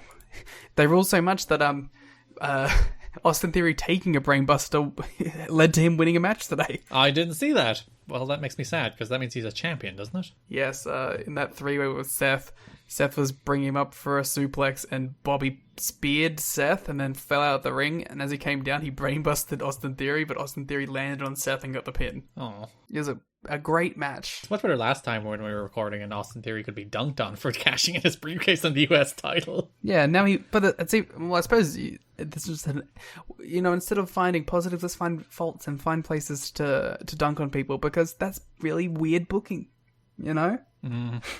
He cashed in and lost like a big loser and then just won a match like 2 weeks later. Once again by complete fluke. Yeah. Good booking. Well done, Paul. Paul's great. Garrett's still, he's off the pole patrol now. I haven't watched WTV in like 2 months. I've been like, it was better when I watched it, but I haven't watched it. Sounds like you're Paul out. Oh, owned Triple H. Please add applause audio in there. After that joke. Yeah, but I want like a roaring, like full venue applause. So these two went all out, Petey and Sabin. Sabin hit a cool dive to the floor where he went over the ring posts. He also hit a cool float over into an alley-oop followed by a regulation pile driver. Awesome. Absolutely phenomenal stuff. Finish was a little flat. Petey just grabbed some knucks out of his trunks and punched him. Retained the belt. Petey, he did continue countering the Destroyer. It's not like he worked out the counter to the counter, because the finish was he countered the Destroyer into the Cradle Shot, but DeMore pulled Petey down, and then he knocked him. And they did the terrible knocks where they did the knocks wrapped in, it's like the tape one or cardboard one. It's like, just use regular knocks. Probably hard to find. I don't care. If you're going to do a knocks finish, go find some brass knocks. How much more angry would you have been at the fucking Full Gear main event if they handed the rolled up knocks? I would have thought it was even worse than it already was. Just use the ring then. I'm a big fan of the thing of coins, because when you hit them and they explode. That's a good visual. Yeah. So Petey retains the X Division title in, as I said, probably the best X Division title match, the best X Division match full stop in over a year. Yeah. It's that Sabin guy, he's pretty good. He is pretty good. And like we were talking about, when's the first time we really see Petey? It's like, this was pretty close to seeing Petey. Yeah. Well, we'll see where we go with the next month's pay-per-view. So, coming off the back of the Jimmy Snuka segment at Victory Road, we have the Kid Cash and Sanjay Dutt Hector Garza feud thing that's going on here. So, sorry, we have breaking news about Vince Russo. Oh God, go on. From JRH in the You've Got to Be Kidding Me Discord channel. Please inform me, JRH. And I quote, "Finally getting around to listen to the third WSX episode. Good. Believe it or not, Vince Russo actually does have a job in wrestling in 2022. He actually runs his own shindy promotion called Devotion Championship Wrestling, which has a weekly fight show. I think the promotion is technically affiliated with OVW in some way, so you know the quality you're gonna expect there. I think we have to go watch that show now. I think we have to watch Devotion Championship Wrestling. Let me look into the degree of involvement Russo has, and if it's very heavy, we'll do at least one or two of them for Patreon. We got sent a screenshot for a number one contendership triple threat match, triple with two Ps, which involves Brett Buffshay, Bud Birch, and Red Matthews. And this what appears to be labelled as Season 3, Episode 20. Dear Lord. If he's actually producing that much wrestling in 2022, how does nobody notice? Probably because it's Devotion Championship Wrestling. So I look forward to seeing what that's about, perhaps. At the very least, me and Garrett will finish recording this and we'll go watch it to see what it is. We may even do some for Patreon if it doesn't seem either too bad or too boring. Or too offensive. That's always an option. And I don't mean as like mad, I mean like offensive to my sensibilities as a human being. I've started Mad Men, okay? I don't have time for Devotion Championship Wrestling. You've already watched the best M's. You've already committed as much time as you have to bad wrestling. Yeah, I paid my dues. November 12th, Impact. Kid Cash and Shazarian defeat the trio of Hector Garza, LA Park, and Psychosis. For some reason, Garza's the one pinned here? I guess because they're planning to do something with Garza moving forward, like with him and Cash. That was my guess. Maybe I'm off base with that. Well, yeah, that's the feud for the month, I guess. But, like, you just had Garza win the gauntlet, and you have two other people in this match who aren't going to be around anymore. They want to build heat to the singles match. But they just do the singles match in Impact then. I don't know. I'm devil's advocate.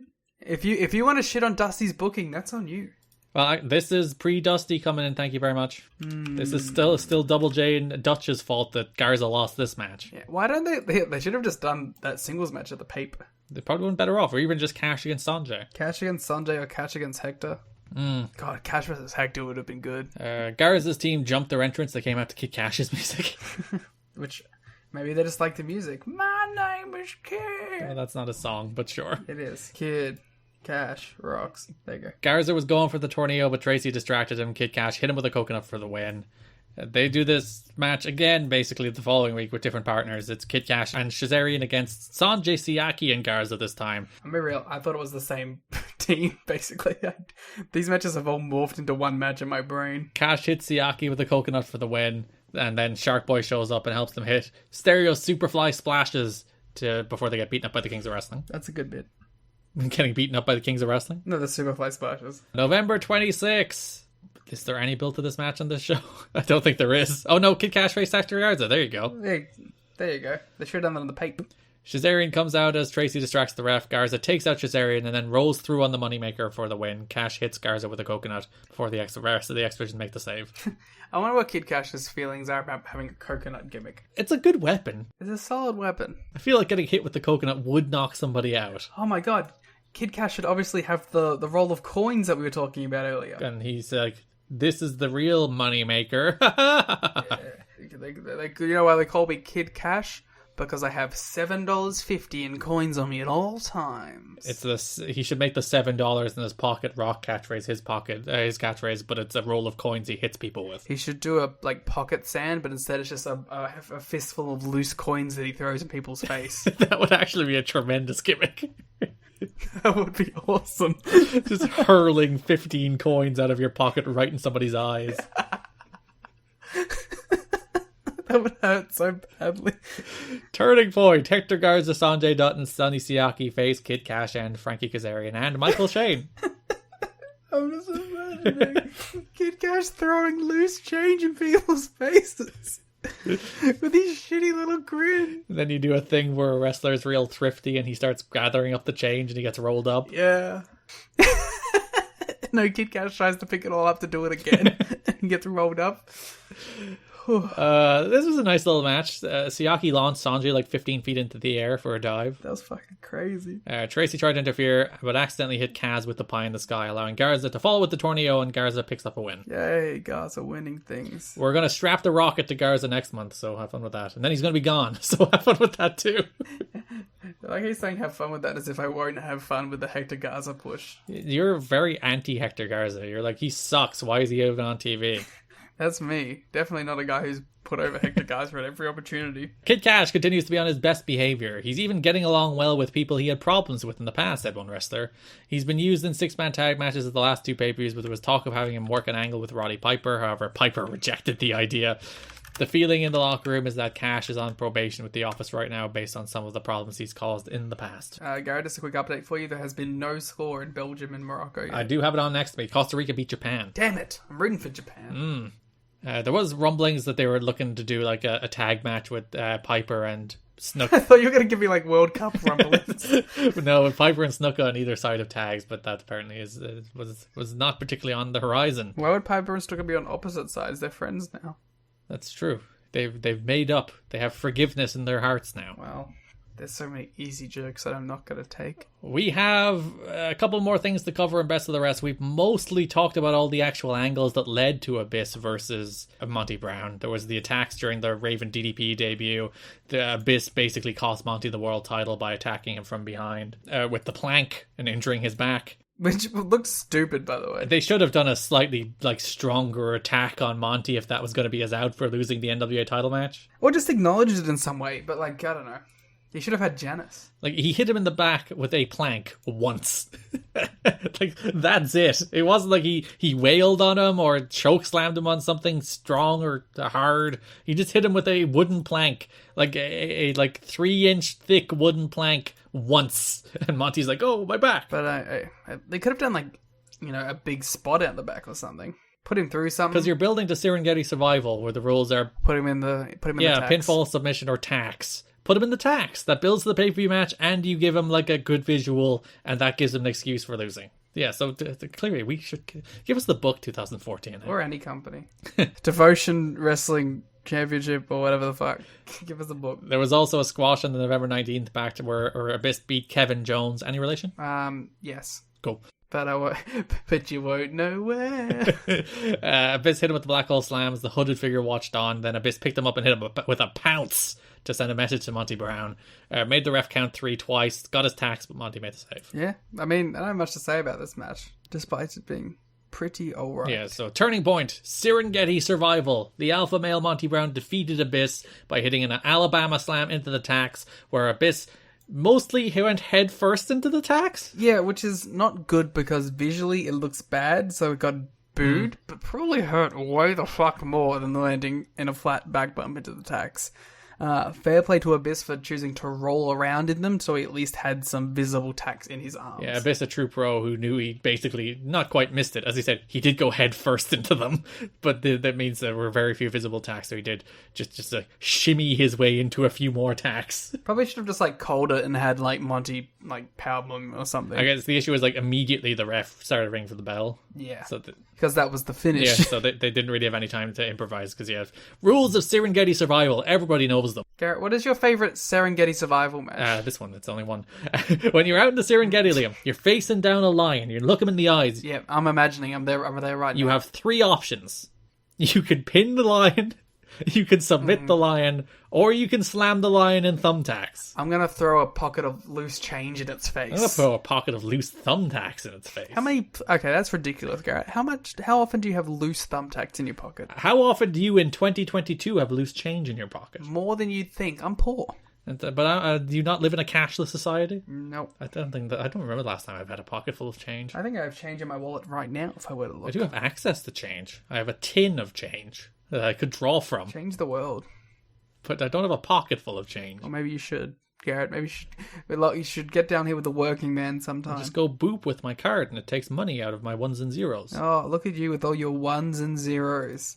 I'm all zeros. The last thing to talk about had no build. It's Turning Point. It's Johnny B. Bad and the Empire Stain Pat Kenny versus the NYC. They call him the Empire Stain. He is an Empire Stain on this podcast, I'll tell you that much. Oh. Heavy shot at Pat Kenny. Perhaps unnecessary. He's not even the worst guy on his team. Johnny B. Bad is right there. And also Disco's in this match, so... This was a match that existed.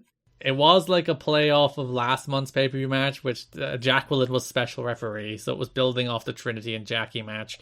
Trinity was scheduled to be at the pay-per-view, but called at the last second to say she got a stunt gig for Steven Spielberg movie in New York, and thus couldn't make it. Alright, let's find out what movie this was. It's probably War of the Worlds, right? A little-known film. No, that is the... Trinity Wikipedia does not take you to the wrestler first. It takes you to the Christian Doctrine. I would have thought it would take you to the Matrix character. No, the Christian Doctrine, I think, is a little bigger. Although, 2004... War of the Worlds, it was 2005, but... maybe it was in pre-production at some point. Maybe they were doing some stunt work. It would have absolutely been filmed in 2004, especially with the June release in 05. That would have been filmed in 04. So it's probably War of the Worlds. All right. Fair enough. Probably War of the... Well, what else was Spielberg doing, That hack. Just burned my bridges earlier. Maybe it was Munich. Was she in Munich? Did she do stunts for Munich? I'm not gonna check. Maybe, Garrett, it was The Terminal. Oh, she would have done the shaving stunts with Tom Hanks? Maybe it was Catch Me If You Can. Maybe it was Minority Report. Both those movies were already out. Maybe it was The Fabelmans. Little very far in advance he's shooting that one. Maybe it was the BFG. Again, very far in advance. The Bound for Glory. No, that's not until next year. What's your favourite Spielberg movie, Garrett? I am very fond of Jurassic Park. Believe it or not. I enjoy Catch Me If You Can. A little underground one. Catch Me If You Can is fantastic. His Tintin movie fucking rocks. Is that like the semi-recentish one? The one? 2011 one, which he made with Peter Jackson. Yeah. Which I've been meaning to rewatch. I should rewatch that. You're one of these perverts who liked Ready Player One. I do like Ready Player One. People think it's like the worst movie of all time. And I'm like, it's a perfectly fine little movie. Get over yourselves. It's not good. It has that shining sequence that rocks. So, Garrett, I obviously will pick Schindler's List, Of course. Maybe you would have never have picked for your favourite. AI, artificial intelligence? Because you hate Liam Neeson. I watched some of Taken last night, and that film rules. Liam Neeson, it does rule. It reaches the point, it's reached the point of cliche now, so people might roll their eyes at it, but that film rules. I'm going to say Hook. Send Hook. Send Hook, the 1991 American adventure film. An Irish Christmas movie, by the way. We have an update on the fucking Devotion Championship Wrestling. JRH comes in clutch again and says, I asked, thank you so much for alerting this to us. How much involvement does Russo have? He says, I don't know for sure, but the little I've watched, you can tell he's the one booking. We might have to do some for Patreon, Liam, as a special Christmas present. We should make those fuckers at Days of Thunder duel with us. This should be our counter to the WWA, is that they have to watch an episode of Devotion Championship Wrestling. Hey, maybe they'll enjoy it. They watch Thunder. They're sickos. I mean, who are we to talk? We're literally talking about the Empire Saint. We are doing anything but talk about the Empire Saint. I'm still really interested in what Trinity stunts in Stuart Little 2 were. Again, she played the mouse. She played the house. Gilberti pushed Jackie, who was special ref, out of the way, and Pie faced her, so she body slammed him, and Bad won with a TKO. So, Garrett, I have a football question. Shoot. I have Belgium and Morocco up on my second screen. No, as I said shoot, that's a nice little football thing, but yeah, continue. I gotcha. That's also a wrestling reference, you see, so it's pretty leveled, that joke. How much time do these games get? What do you mean? Because it says 30:53 on my screen right now. That seems like a long half. Halves are 45 minutes long in football. Oh, this Belgium fellow seems to have died. Plus, he's holding his leg. Plus injury time. Oh, I kicked him right in the shin. That's fun. That was the kneecap. That's not fun. I can relate to the kneecap, not the shin. You have familiarity with kneecap injuries? Yeah, as someone whose kneecap went the other way around once. So yeah, 45-minute halves. Seems to be alright now. Alright, well that seems like that's a long time to be running around. Plus there's injury time usually, of which in this tournament it's usually 5 minutes added on minimum. That's a lot. I insist that the main reason Americans don't like soccer is that their entire brain is conditioned to watch sport in 30-second chunks because they're built around ad breaks over there. So they don't have the attention span to sit down and watch a game for 45 minutes without getting bored. I also think it's a lack of scoring big moments like that. Yeah. Because I think that's the same thing here with this is what people came here for. The same thing with Aussie rules football here is that we don't go to ad breaks until a goal is scored. So you're guaranteed to get a score. You might get points in the meantime, or behinds as they're called sometimes.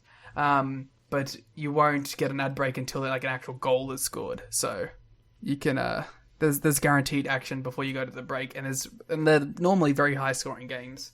But I think it's almost for people who I guess don't watch football, the idea of like watching a whole hour and a half of sport and the score being 0-0 or 1-1 at the end is very like hard. It's a hard barrier to break through. But it is the most continuous action. Actually, no, the fastest field sport in the world is hurling. It's an Irish sport. There you go.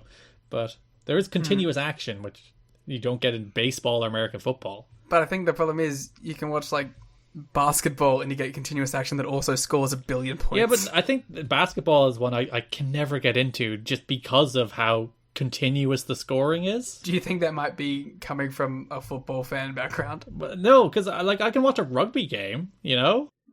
See, I like basketball is the sport I can put on the easiest. Because I put it on, it's all action, shit's going on, it's interesting, it's fun to watch with friends because there's constant movement. Although every time I've watched football in like a live setting, like at a bar or with people, I've always enjoyed it too. Yeah, basketball doesn't have enough peaks and valleys. It's too continuous. No, it's all these high spots. These exhibition kids need to slow it down. So there's Garrett and Liam's 10 minutes on sport to round out the Empire Saint and Johnny B. Bad beating the NYC at Turning Point. And talking about Steven Spielberg movies. That is December 2004. That is Turning Point 2004. We'll be back in 2 weeks with the Final Resolution episode, and that'll probably be our last episode of the year, bar the Days of Thunder special. So you look forward to that. We're really confirming this Day of Thunder special that we haven't actually ironed out in any way. No, we said it on air. That means Dave and Lee have to do it. Those are the rules. Oh no, but we've been so mean to them. By we, I mean, I guess me. How I laughed that it hurt my back. Good. Pain. You deserve it. We'll be back in 1 week with Reviewed for Her, our Wrestling Society X series, our next episode. That'll be next week on Patreon, along with the World Tag League show that Liam is insisting we do. We'll also do that next week as well. Yeah. So that'll be on patreon.com/kiddingme or tnhchat.com within the next week. As we mentioned, the watch along for Turning Point 2004 is there right now, where Liam discovered that his recording stopped working because his computer ran out of space. That's a fun time. Yeah.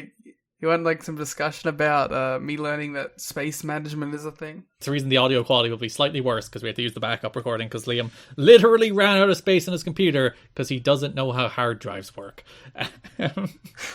I didn't know where downloads downloaded to. But yeah, that's on patreon.com/kiddingme or tnhchat.com. Follow us on Twitter at TNA History Pod. Follow me on Twitter at Garrett Kinney. Follow Liam on Twitter at The Gleet Mooder. You can follow us on TikTok at TNA History.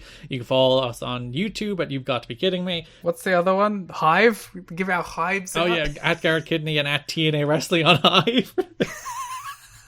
Yeah, follow me at TNA Wrestling. We got the donation thing. You can donate to us.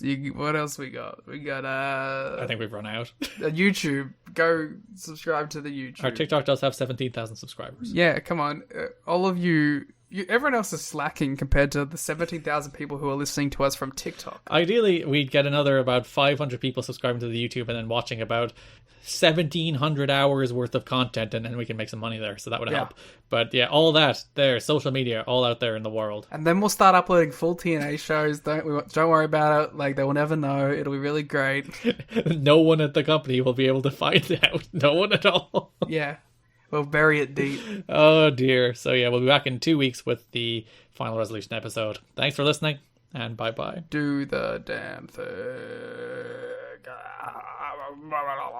Geico presents Daily Affirmations. Repeat after me. We are filled with an abundance of joy. We are filled with an abundance of joy. Also an abundance of questions. Good thing Geico has 24/7 claim service to help answer questions and resolve claims quickly. Good thing Geico has 24/7 claim service. We are also filled with an abundance of biscuits. We are also filled with, I don't think it works this way. Oh, and jam. Don't forget jam. To manifest more Geico in your life, go to geico.com. With Black Friday savings at the Home Depot, you'll find top brand kitchen appliances with innovative features that can do more, so your holidays can be more. Ovens with built-in air fryers for baking the perfect cookies. Dishwashers with smart tech to clean everything from bakeware to festive mugs. And high-capacity refrigerators to keep leftovers fresh. Final days to shop Black Friday savings and get up to 30% off, plus instantly save up to $750 on select GE kitchen packages at the Home Depot. Ends November 30th. How doers get more done. Offer valid November 2nd through November 30th. U.S. only. See store or online for details.